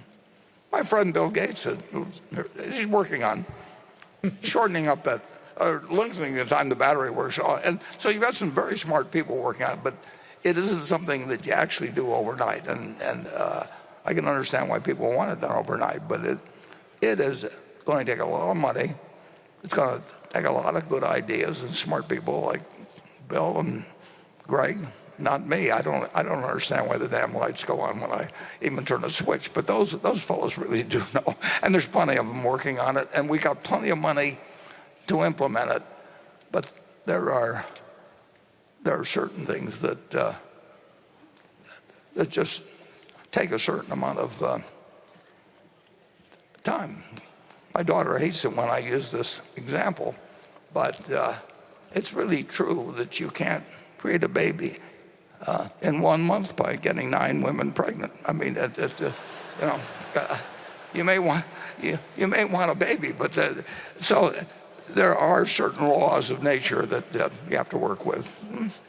Okay, Becky. This question comes from Rich McCloskey in Dunedin, Florida. He says, Warren and Ajit, would you let us know what you think about the car and property insurance situation in Florida? As a resident, both seem out of control. Since the Florida market seems to be so mismanaged, is this an opportunity for Berkshire? Yeah, the Florida market, both for auto insurance and for homeowners insurance, has had a few tough years. The two problems we face in Florida and all the risk bearers face in Florida, one is the lawyers and the amount of corruption that takes place in the Florida market keeps skyrocketing, making it difficult for us to price the product and make a profit. And secondly, the amount of activity in terms of storms, both the frequency and the severity, is also so severe that the losses in Florida tend to make it very difficult for a risk bearer to make money. Having said that, we've fortunately had a very good run at Florida last year. We increased our exposure in Florida as we talked about last year, and fortunately nothing bad happened. So a lot of our premiums that were in the top line flew straight to the bottom line. Florida is a large market. Florida is the market that's subsidized by the rest of the country. I don't think that's going to stand the test of time. The Florida market, the legislators are trying to improve it. They have passed law that is bringing down the amount of fraud that takes place in Florida. And I hope Florida will be a fairly buoyant insurance market, because at the end of the day, they do believe in the free market more than some of the other states that have an insurance crisis, like California and New York. So yes, Florida has a problem. Prices will go up fairly substantially, but at the end of the day, I think we'll achieve a degree of balance so that the risk bearers can make a decent profit and will be deploying capital out there. Okay, station 7, please.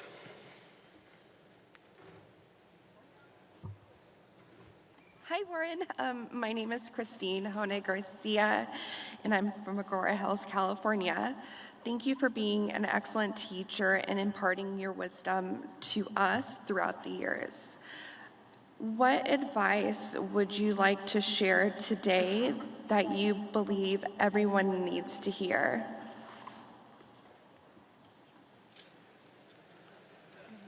Well, too bad you didn't add, you added that what the rest of us would like to hear. I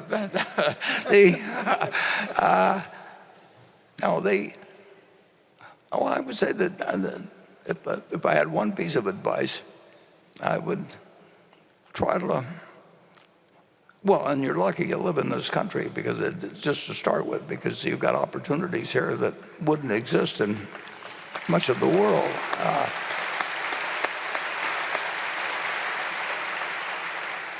But I would like you to really sort of use Charlie's advice of thinking how you like your obituary to read, and then start selecting the educational paths, the social paths, whatever may fit your particular situation in terms of associating. And perhaps, certainly in my day, it would have been marrying the person that would best help you do that. Well, Charlie would say you were offering some similar benefit to the partner, and the opportunity in this country is basically limitless. When you think of going back not that many centuries, if you were going to be a shepherd or something like that, 100 years from now, your grandson was granddaughter was going to be a shepherd. I mean, nothing really happened.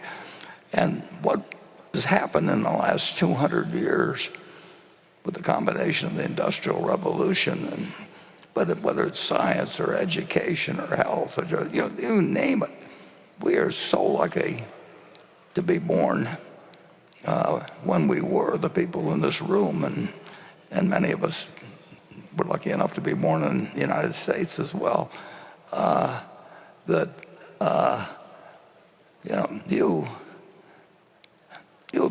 You're entering the best world that's ever existed, and you want to find the people to share it with and the activities to participate in that fit you. And if you get lucky, like Charlie and I did, you find things that interest you young. But if you don't find them right away, you keep looking. And I always tell the students to take the job find the job that you would like to have if you didn't need a job. And sometimes you can find that very early, and sometimes you go through various experiences, but don't forget what you actually are trying to do. And there's no place to do it like this country, and find the person that you like to share your life with in many cases. And sometimes you get lucky and do that early, and sometimes you make mistakes. But I would try to, in a very, very general way, I would try to figure out how you'd want to look back on your life and think about yourself, and start today to go on the path that leads to that goal, and expect some difficulties along the way. But if you're thinking that way, you're more likely to get there.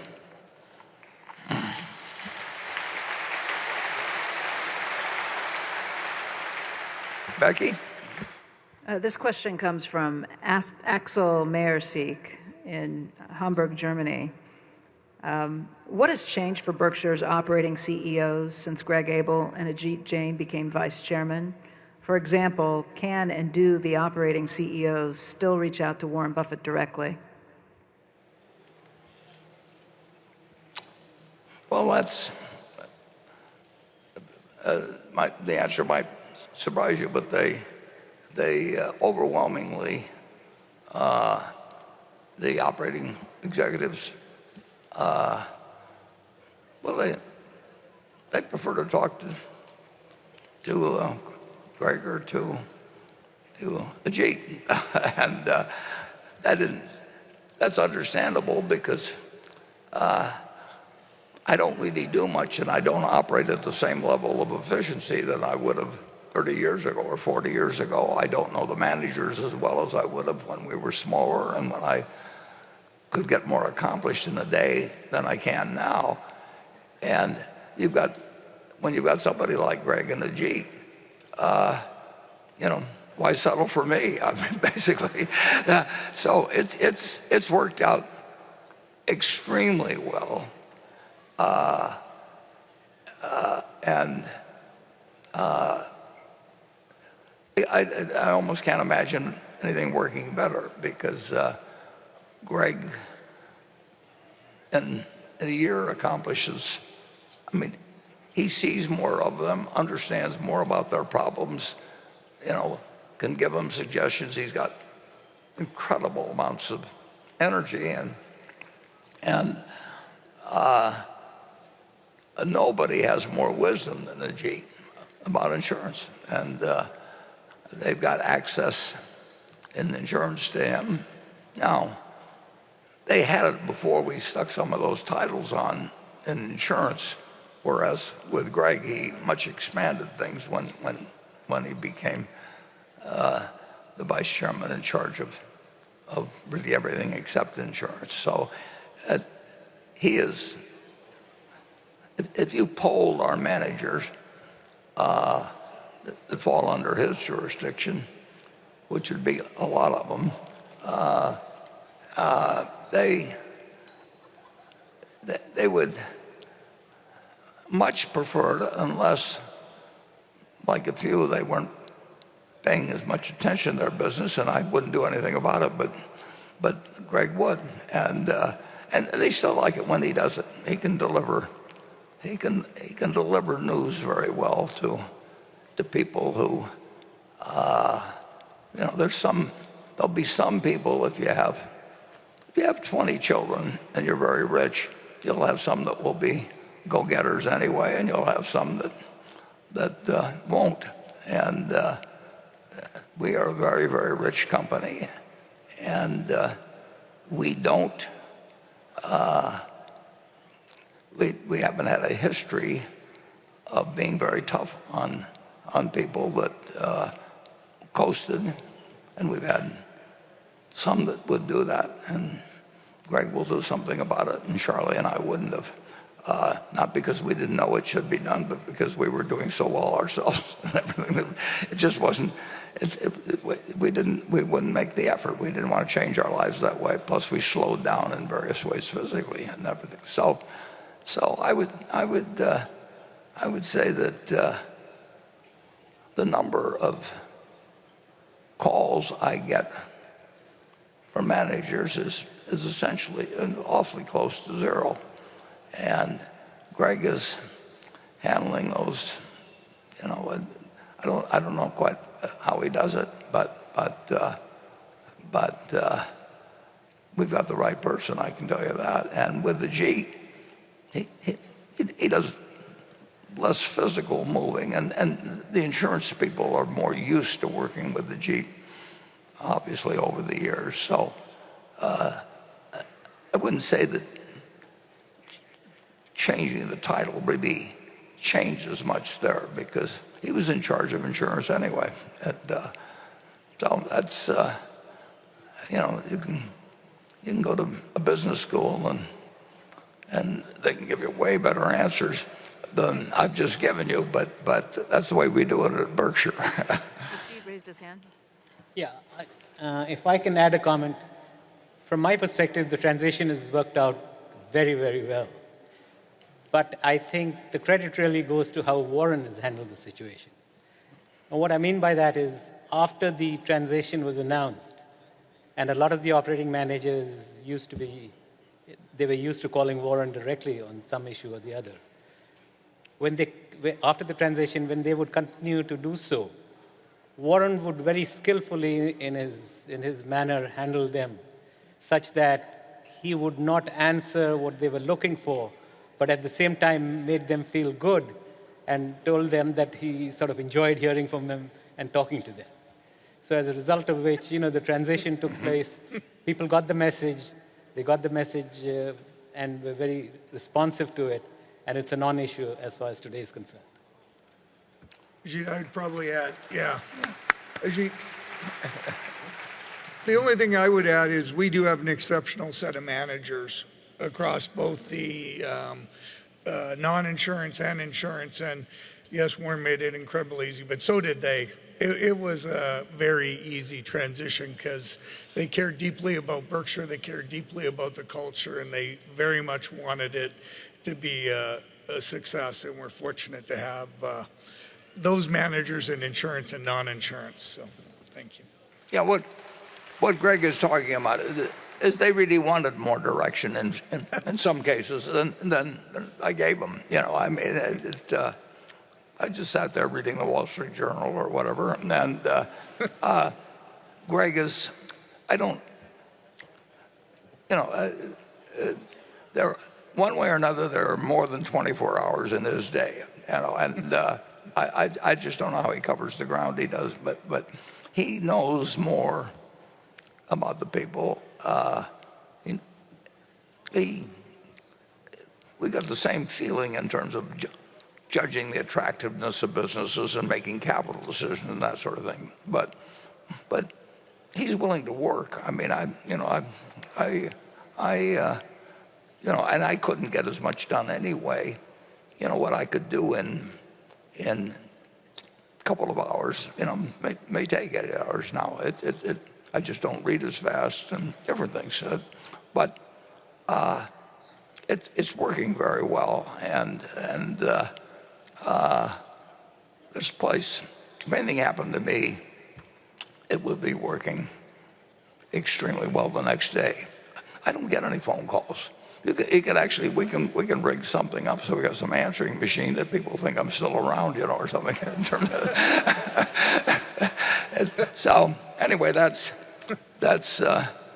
much less than you'd learn in business school, but that's the way we do it at Berkshire. Okay, station 8. Dear Warren, Greg, and Ajit, thank you for having us. Your teachings have not only made us better investors, but more importantly, better people. Thank you for that. My name is Rajiv Agarwal, and I am from New Jersey. I run an India-focused fund called Dudarshi India Fund. My question is related to India. Indian economy and Indian equities have done quite well in the last 5, 10, 20 years. It is the 5th largest economy and will be the 3rd largest in the next few years. My question is Berkshire actively looking for opportunities in the Indian equity market, and what will allow you to buy anything meaningful there? Thank you. Yeah, well, it's a very good question, and obviously India, you know, I'm sure there are loads of opportunities in a place like India, and the question is, do we have any advantage in either insights into those businesses or contacts that will make possible some transaction that might, where the parties in India would particularly want us to participate. I would say that that's something that a more energetic management at Berkshire could pursue, because we do have the reputation now. Berkshire is known, not like it's known in the United States, but it's known around the world. And our Japanese experience has been fascinating in that respect. So there may be an unexplored or unattended to opportunity in that area. I'm not the one to do it, but that may be something that in the future it might be opportunities. There are opportunities. The question is does Berkshire have some kind of advantage in actually pursuing those opportunities particularly against people that are using other people's money where they get paid based on assets managed or something of the sort. I mean, there are plenty of people in the game who are buying and running businesses that do not really have our philosophy. I mean, they're going to get rich no matter what happens, and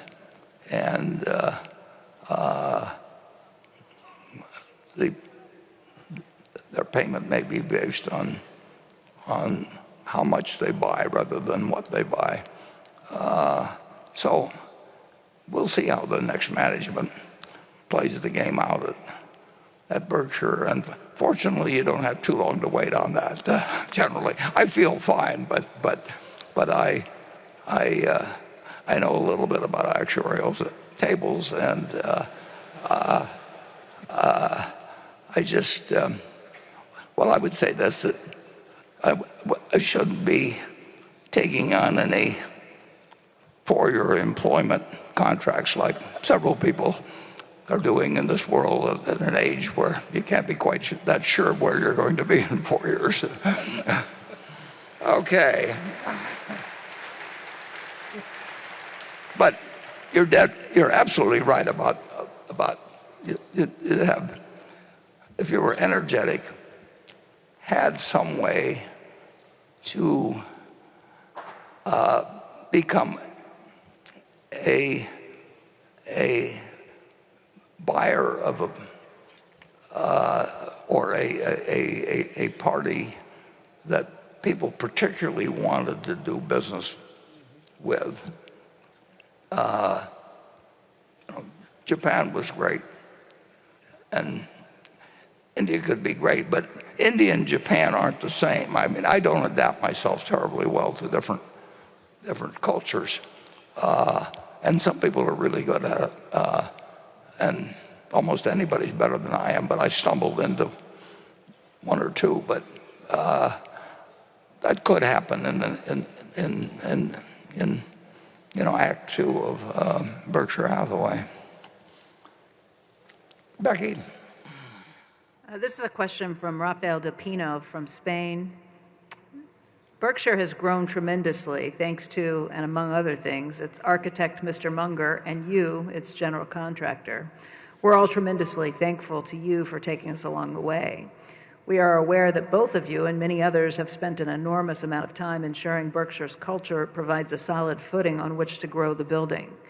You also currently have a very talented bench of what we may label as subcontractors in Mr. Abel, Mr. Jane, Mr. Combs, and Mr. Weschler. However, for a long time, you've had the advantage that talented subcontractors have wanted to work with a once-in-a-generation architect and general contractor.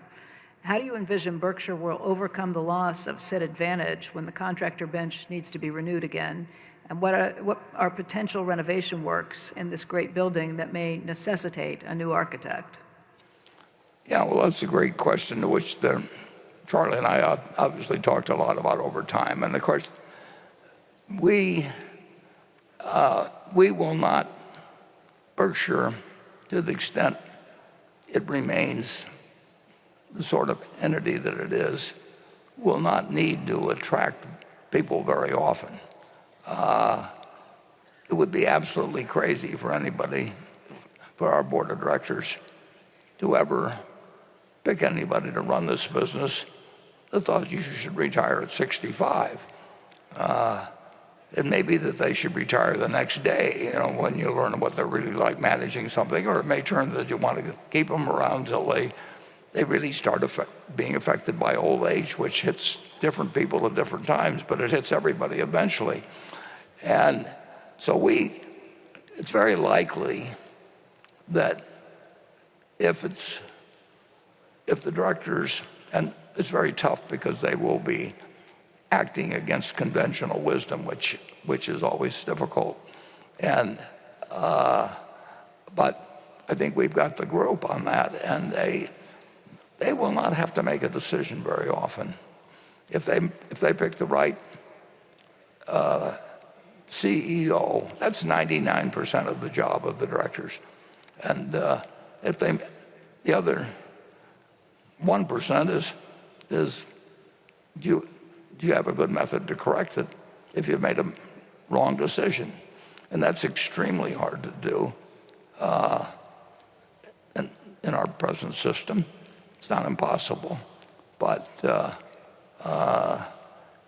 it's just not something that happens. It's too good a job to be a director to try and throw over somebody, particularly if you can use the money from directorships and you want to be on other boards and everything. We do not have a perfect system in terms of boards of directors at all, and it doesn't operate at all. Well, I shouldn't say at all, but it doesn't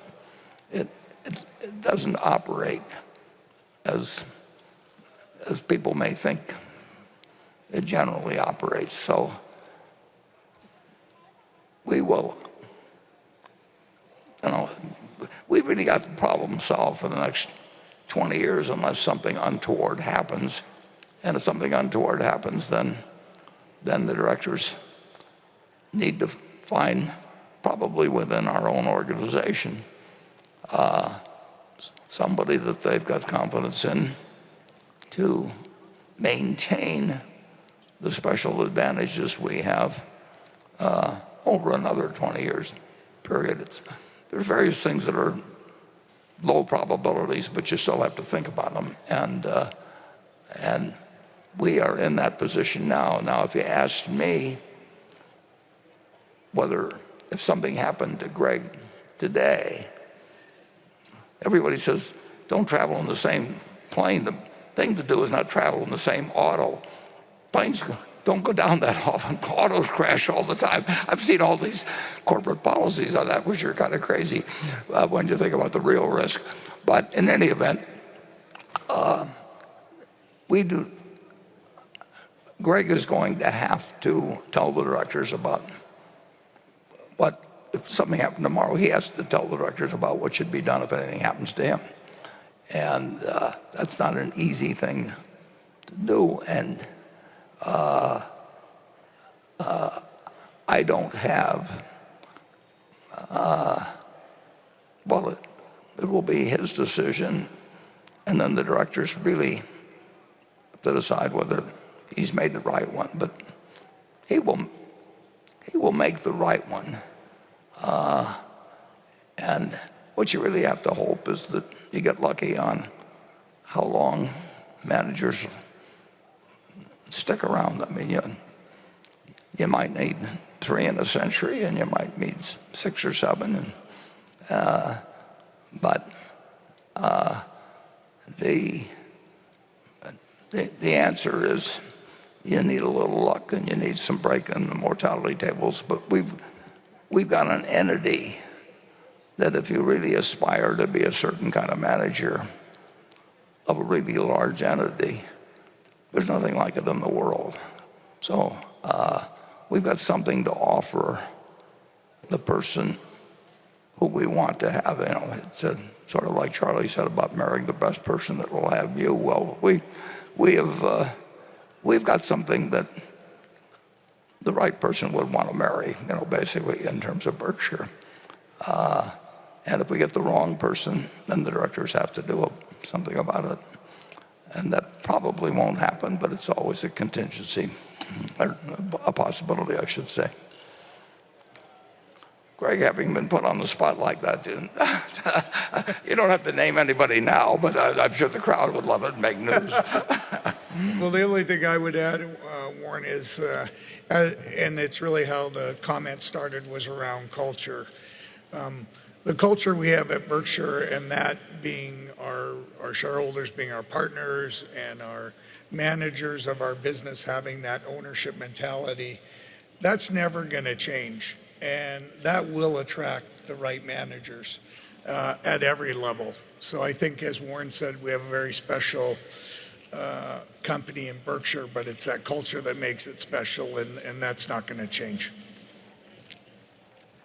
Okay.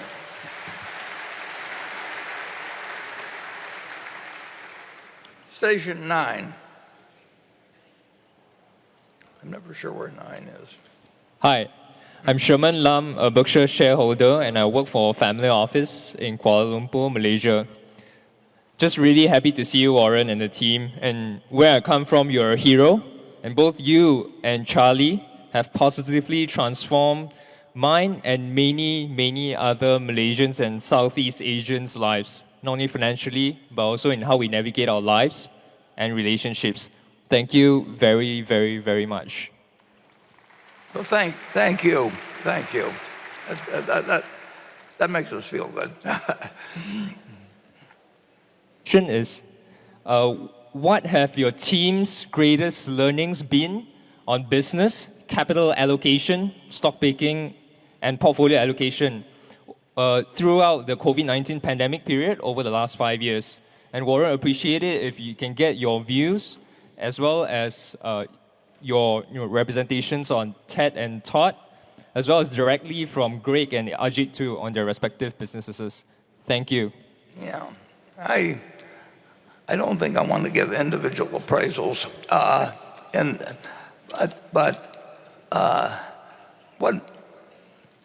what you're doing is in terms of capital allocation, which is my job. I don't go out and sell insurance policies or anything of the sort.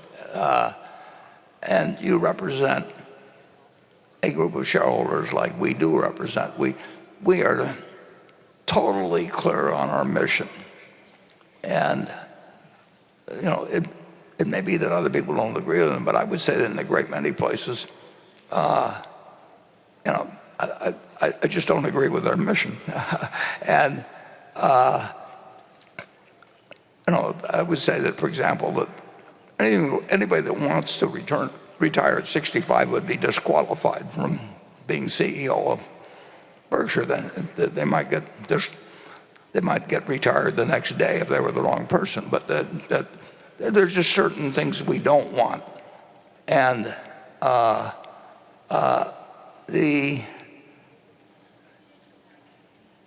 we're well fixed now, and that the odds are very good, but far from certainty. That takes care of the next 20 years.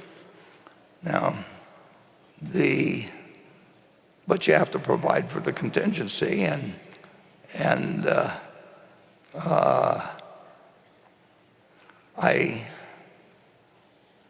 there's several people on the board that know what I would do on that, but it's up to Greg. But if Greg and I go at the same time, then you'll move into making another decision. And there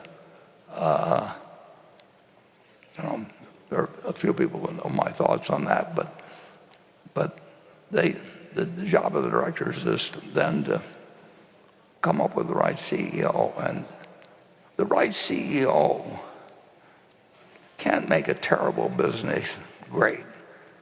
Tom Murphy, who was the best, he was the best business manager I've ever known. And Tom Murphy, he said the real key was buying the right business. And now Murph brought a million other attributes to it after that. But, Charlie, said what was this? He had a saying on that. But basically, we could have brought in Tom Murphy and told him his job was to run the textile business, and it would have done a little bit better. But it still would have failed. And one of the reasons I stuck with the textile business as long as I did was that I liked Ken Chase so much, and I thought he was a terrific guy, and he was a very good manager. And if he'd been a jerk, we'd have quit the textile business much faster and we'd have been better off. But so the answer was for him to get in the TV business like Murph had done and ad-supported. Murph figured that out early, and he started with a pathetic operation, which was a VHF in Albany, New York, competing against GE and everything, and he was operating out of a home for retired nuns, and he only painted the side that faced the street. He had one car dashing around town, and he called it News Truck Number 6. But from that, he built an incredible company, and he built it because he was the best manager I've ever met. But beyond that, he was in a good business. And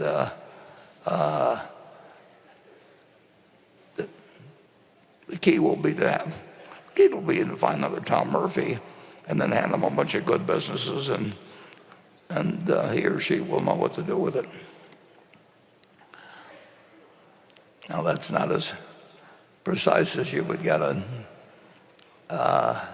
most companies, but you really can't get more precise than that. I mean, you can have committees and management consultants and everybody, but it wasn't a management consultant that hired Tom Murphy, and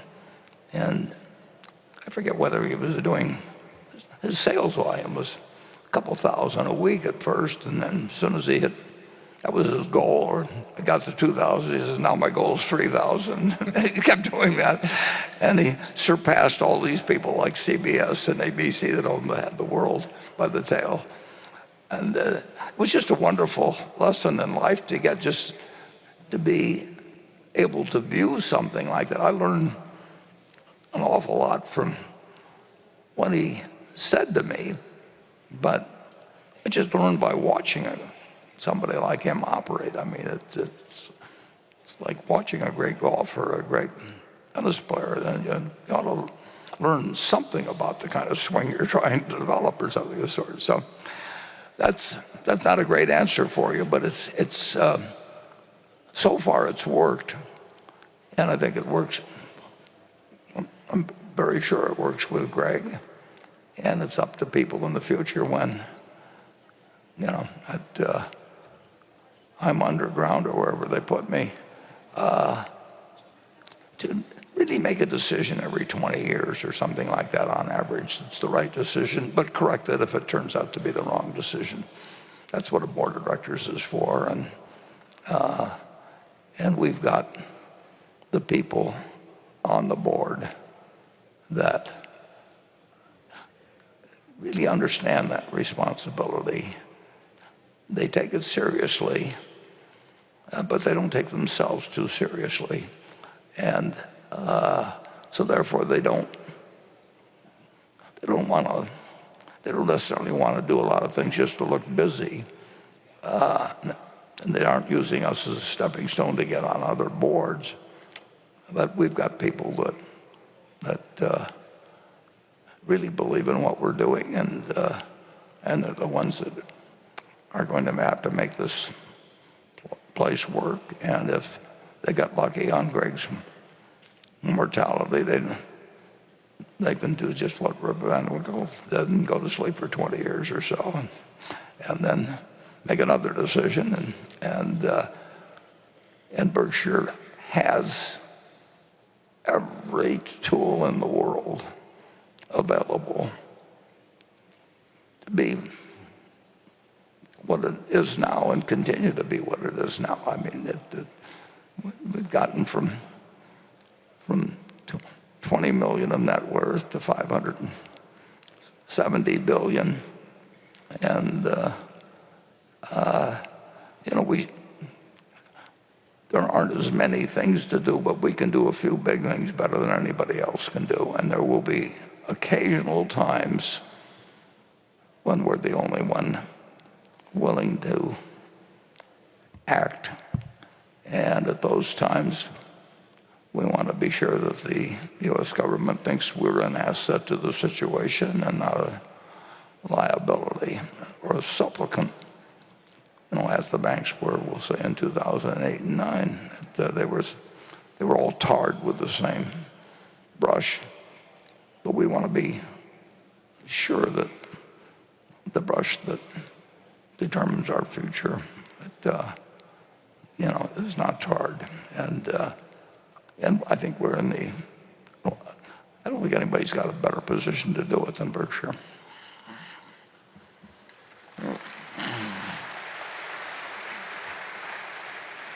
Becky?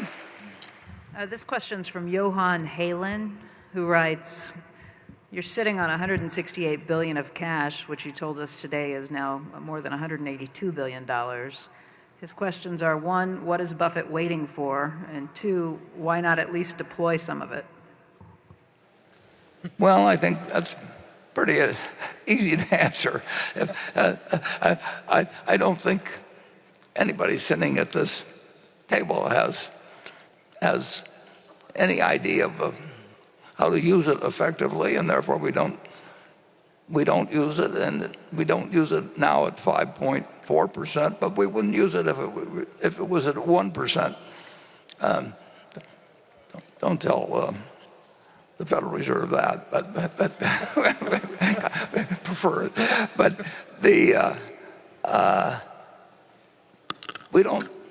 we only swing at pitches we like, and if anybody tried to swing at every pitch, or felt that because they hadn't swung at a pitch for the last two pitches, they ought to swing at the third one or something like that. There are times, and obviously, but I would say this: I would not like to be running 10 billion now. 10 million, I think Charlie or I could earn high returns on, because I think there are just a few things that happen on a very, very small scale. But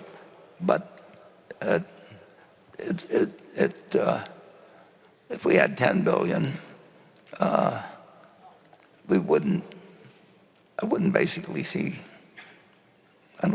many more opportunities than we found. Now, it's true that something like Japan we could have done if the company had a 30 or 40 billion, and we'd have had great returns on equity. But if I saw one of those now, I'd do it for Berkshire. It isn't like I'm got a hunger strike or something like that going on. It's just that things aren't attractive, and there's certain ways that can change, and we'll see whether they do. Okay, station 10. Mr. Buffett, this is an incredible meeting that you host every year. My name is Sean Cawley. I am real estate agent with Berkshire Hathaway Home Services in Arizona and California. My mother, Cindy, my brother, and my two sisters all sell real estate with Berkshire Hathaway Home Services for many years. We love being a part of the Berkshire family, and along with the 70,000 other agents that sell real estate for the company. Mr. Buffett, Home Services of America recently settled our class action lawsuit regarding commissions for $250 million last week. This dollar amount's about $100 million more than Keller Williams, $166.5 million more than Anywhere Real Estate, which is Better Homes and Gardens, and Coldwell Banker. As a realtor with Berkshire Hathaway Home Services in multiple markets and a shareholder who's been coming to this meeting for 15 straight years, that's one of the reasons I got involved with real estate is because of this meeting. What are your thoughts on buying and selling a home in light of this recent settlement? And maybe ask the note to Greg and Ajit too. Would you consider a Berkshire agent when buying your next home? Well, I don't buy them that often, as some people have noted, but I certainly would consider them. But I'd say the probability of that happening is low. But and I really appreciate the fact you've joined up with us. But I'm going to, in terms of the settlement, I mean, Greg kept me informed, but I turned it over 100% to him. So, Greg, you want to talk about it? Sure. So thank you for you and your family for being an agent and working for our company, Berkshire Hathaway Home Services. I think there's a few questions in there. One, there's no question the industry will go through some transitions because of that settlement. Ours and every other major player in the industry settled. The National Association of Realtors settled for more than $400 million. So effectively, everybody was swept up in that settlement. And it did set the grounds for both home services and for the industry to move forward. There's a lot of changes that happen or are being proposed associated with that settlement. But the one thing that I think you hopefully would absolutely agree with, the real estate agent is still an important part of these transactions. It's the one time in our lives where we make these massive investments, and having that counsel and guidance is critical, and that's really what our business and those other businesses rely on. How the commission structures change and how it's negotiated, which is really what the settlement was. It was no longer that a buyer would automatically pay a commission agent to the selling agent. That now has to be negotiated.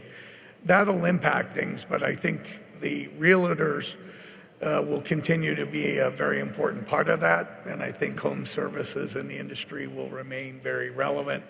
And then the only thing I would share with our shareholders on a broader basis is that obligation resides with home services and can be met by home services. And that was an important condition because they were also pursuing Berkshire and Berkshire Hathaway Energy, and we said, you can pursue us separately, but that settlement will reside with home services and be an obligation of that. And they decided the ultimate settlement, and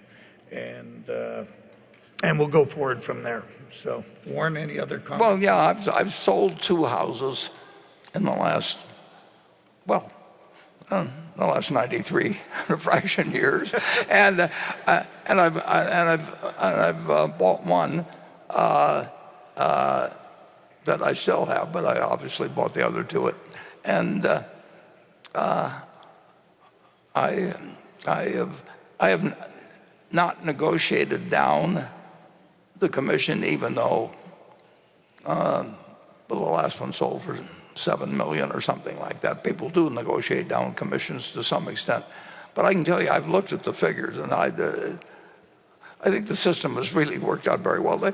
When I got out of school, they had what they called FSBO, with for sale by owner, and so I've been involved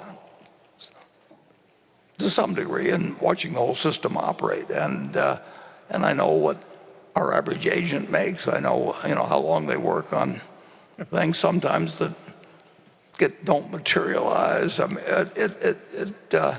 I don't think we'll end up with a better system.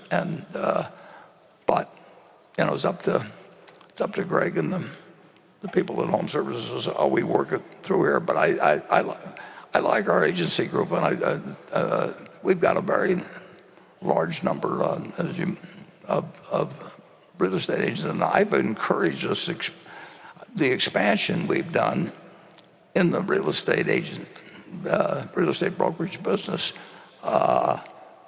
It was just one or two operations when we bought Berkshire Hathaway Energy, and we really built up quite a company. And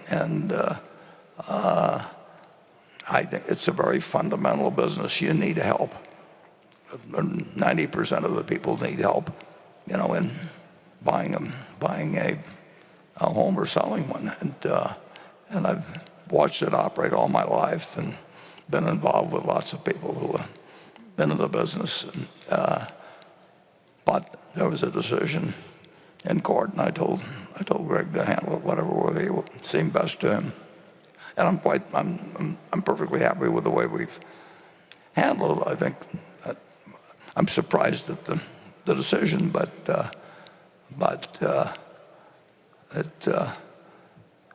we get surprised in decisions in the insurance business lots of times. I mean, just think of the various things we've faced, and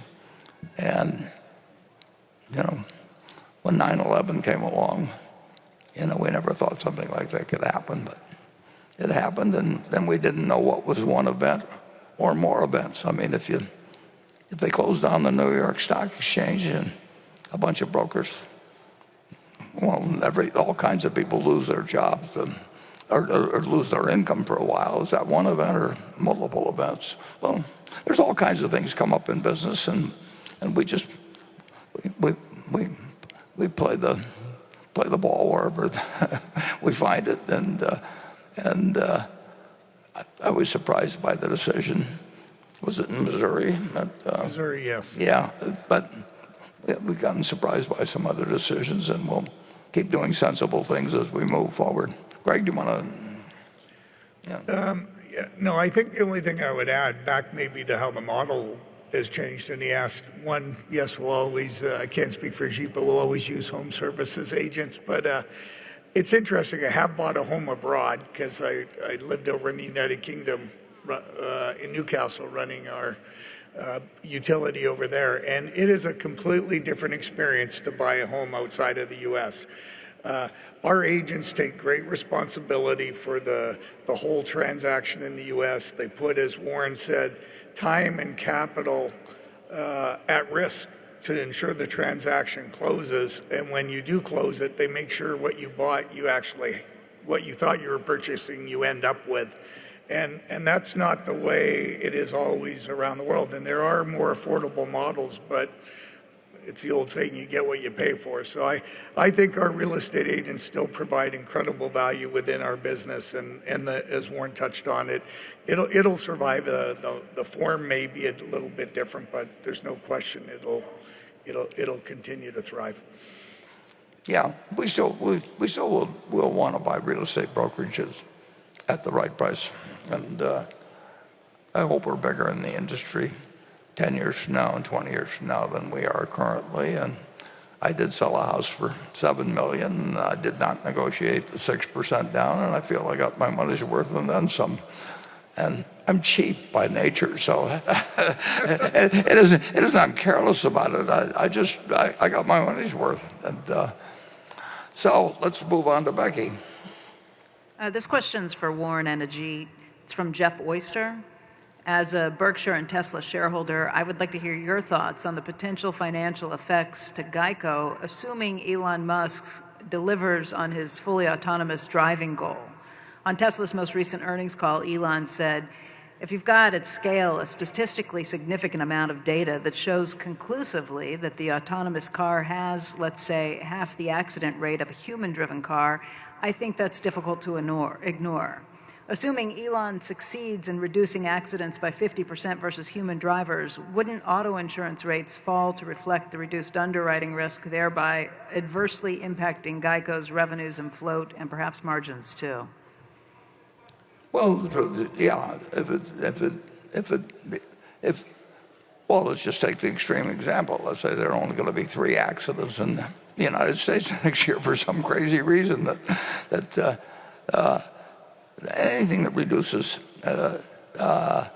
accidents is going to reduce costs, but that's been harder to do than people have done before. But obviously, if it really happens, the figures will show it, and our data will show it, and the prices will come down. There have been a lot of people talk about doing that in the past. I mean, General Motors used to be very big in the insurance business, and when Uber first started, they used some firm which now is, I think Ajit will confirm, they're close to bankruptcy now, aren't they, because of taking things on at the wrong prices? Is that true? Yep. Yeah.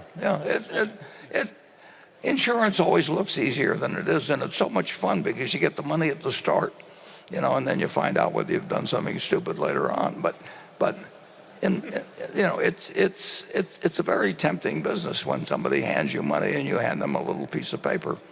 But really knowing whether if accidents get reduced 50%, it's going to be good for society, and it's going to be bad for insurance companies' volume. But good for society is what we're looking for. So far, this you might find kind of interesting. I mean, the number of people killed per 100 million passenger miles driven. I think it actually was when I was young, it was like 15, but even post-World War II, it only fell to like 7 or thereabouts. And Ralph Nader probably has done more for the American consumer than just about anybody in history, because that 7 or 6 has now come down to under 2, and I don't think it would have come down that way without him. There have been some kind of fluke figures of what people did during the pandemic, which are quite interesting, because they didn't drive immediately. They didn't drive as many miles, but they drove more dangerously, didn't they? Yep. Is that right, Ajit? Yep. Yeah. So the point I want to make in terms of Tesla and the fact that they feel that because of their technology, the number of accidents do come down, and that is certainly provable. But I think what needs to be factored in as well is the repair cost of each one of these accidents has skyrocketed. So if you multiply the number of accidents times the cost of each accident, I'm not sure that total number has come down as much as Tesla would like us to believe. Tesla has been toying with the idea of writing insurance directly or indirectly, and so far it hasn't really sort of been much of a success. Time will tell, but I think automation just shifts a lot of the expense from the operator to the equipment provider. Okay, we're getting close to noon when we're going to break for lunch. I just want to tell everybody that I would appreciate it very much if they will get in their seats and be ready at 1 o'clock when we reconvene, because we will have another very short little movie, and we'll just have a little explanation of something that I think will be of interest, certainly of interest to me. But so I would like to, we will break promptly at 12, and I would like everybody to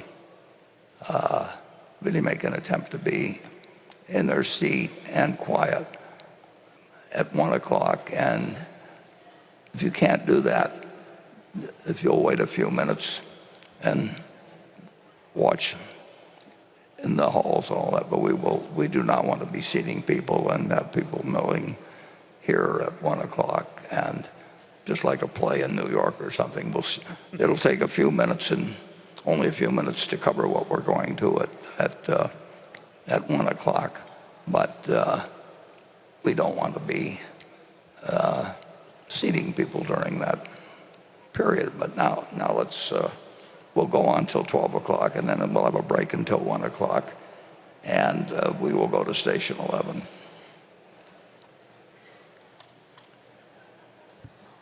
My name is Humphrey Liu, and I am from Charlottesville, Virginia. I asked a question last year and wish to pose it again. It can be considered a follow-up. There is something to be said for traditions. It is the same question, but it is a changing and different world we are in. Looking at global trends, it increasingly does seem that zero-emission vehicles may have finally reached the cusp of massive adoption. Do you see any opportunities in this space, either in specific vehicle manufacturers or in related technologies? As an addendum, I will note that Berkshire has very relevant interests in energy, Pilot Flying J, and BYD. Thank you. Yeah, well, we will. I hope you're right. And massive adoption has been sort of a moving target so far, but I hope we get there. But Berkshire would not be, I don't think that we bring any special talent to that field. You've got vehicle manufacturers, and I would certainly not know how to pick the winners in an industry like that. But I'll be delighted if there are some winners. But don't count on us foreseeing who the winners will be, and don't count on us for predicting when something will happen. It obviously has been a moving target so far, and it is an incredible problem that society faces, and it may be that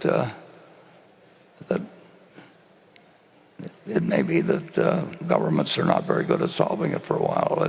It's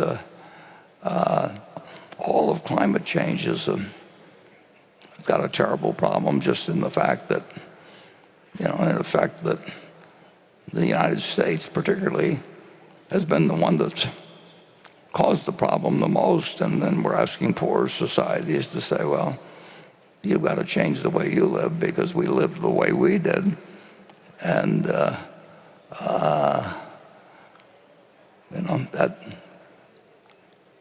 that really hasn't been settled yet.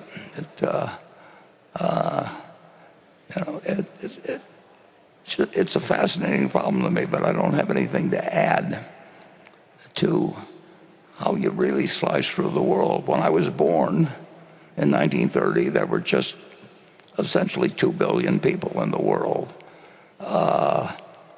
population statistic. Now there's 8 billion.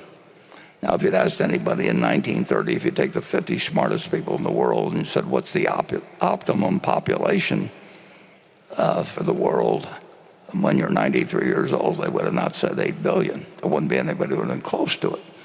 But we did it. Now, we're reaping some of the consequences of having done that. And we got the benefits in the United States. I'm exaggerating here to some extent, but the developed world basically got it, and then we're telling a whole bunch of other people that we want them to change the way they live because of the way they lived. We lived the way they lived. So we will see what happens with it, but that's a problem that is very, very, very hard to solve among a couple hundred countries, and I really don't have anything to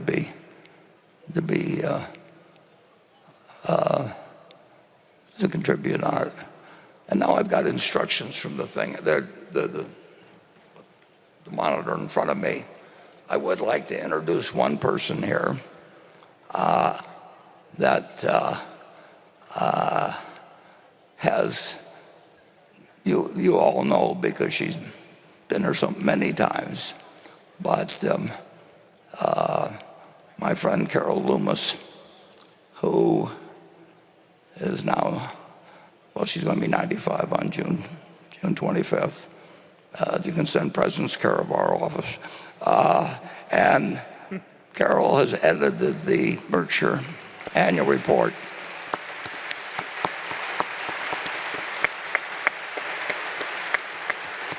Since 1977, there we are. And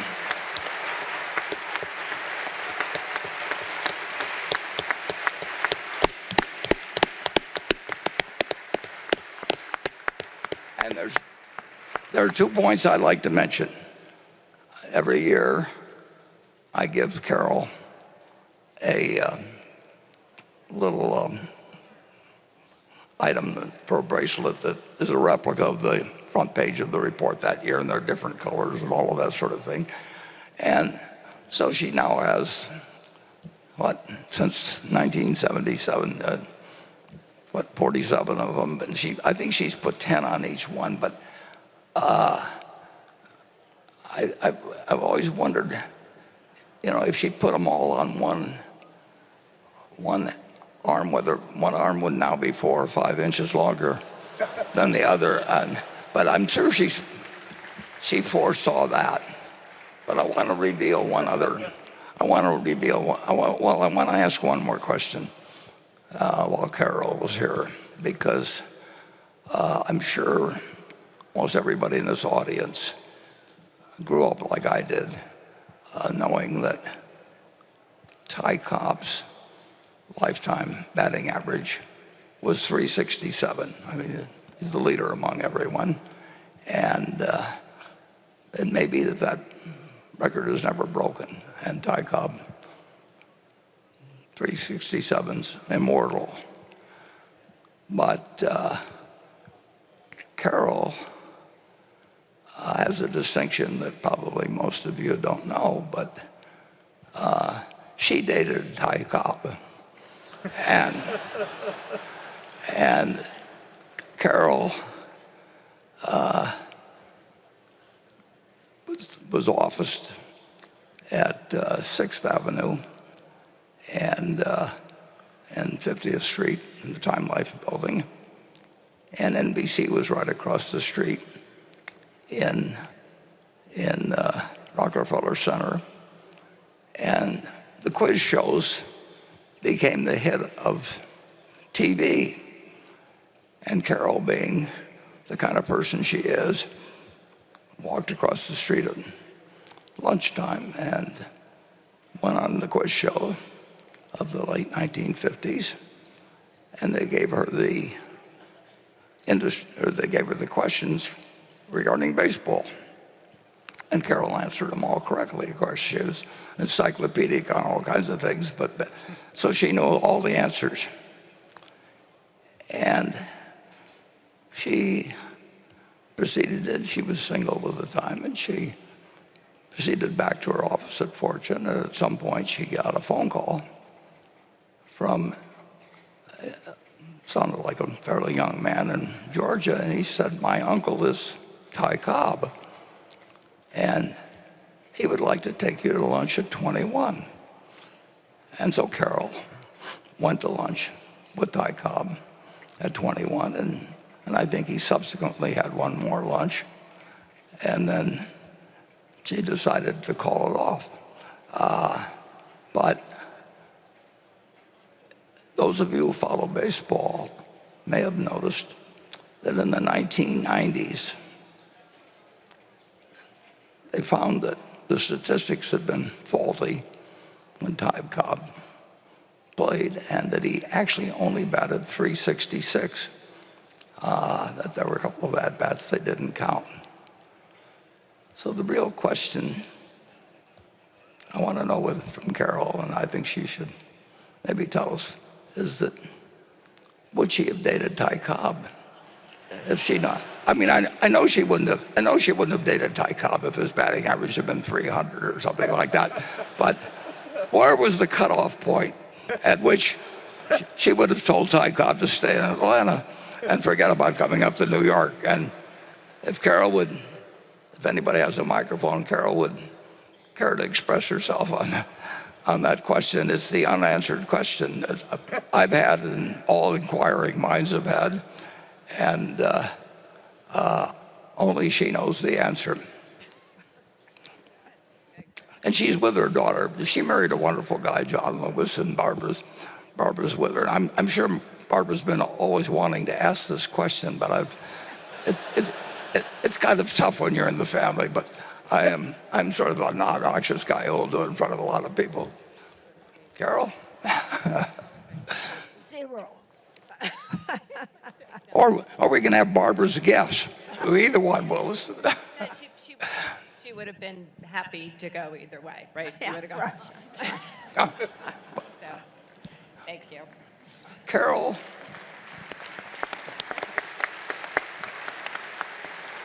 Carol is the best business writer. She comes from a town of Colcamp, Missouri. I don't know the population is around 1,000 probably. She never took an accounting course, and she ended up becoming the best business writer in the United States. And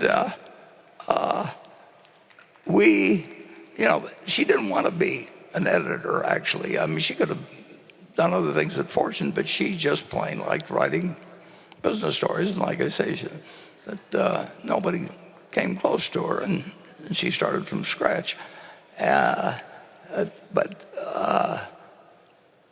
in 1977, I asked her to edit my report, and she turned out to be just as good an editor as she was a writer. And all the way through this year, including this year, Carol has edited the Berkshire report. And to the extent that anybody enjoys reading them, let's give a hand to Carol.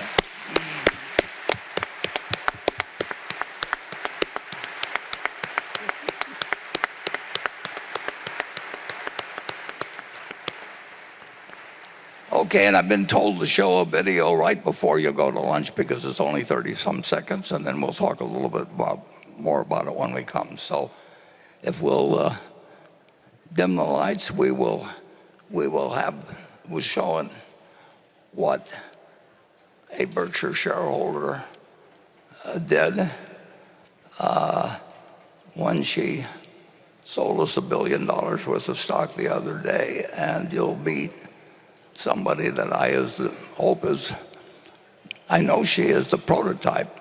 She may have more zeros, but she's the prototype of a good many Berkshire Hathaway shareholders, and it'll be the first thing we talk about when we come back. But some of you may have noticed, whenever it was, a few weeks back, when Ruth Gottesman gave $1 billion to Albert Einstein to take care of all the, and Ruth doesn't like a lot of attention drawn to herself, but here's how they felt at Albert Einstein when they announced that Ruth Gottesman had just made a decision to take care of all of the costs of education at Albert Einstein, and it's going to be in perpetuity. So let's just show the film. I'm happy to share with you that starting in August this year, the Albert Einstein College of Medicine will be tuition-free.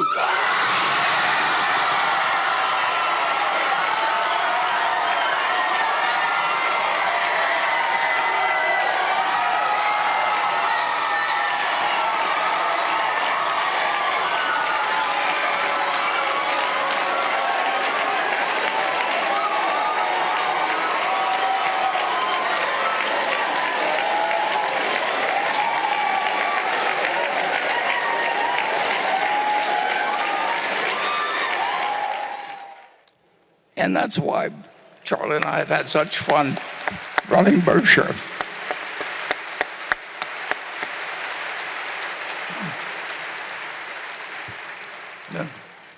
She transferred $1 billion to other people. She happened to do it with Berkshire stock. And they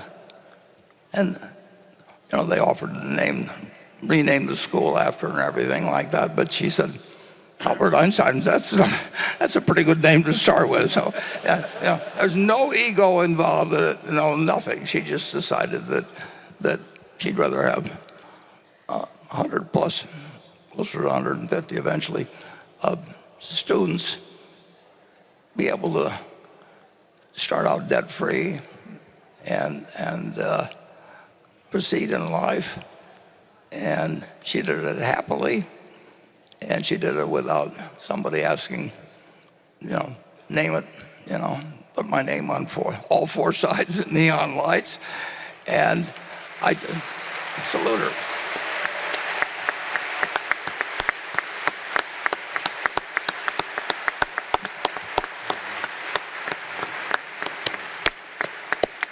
So let's all have lunch, and we'll come back and talk a little bit more about that. Thanks.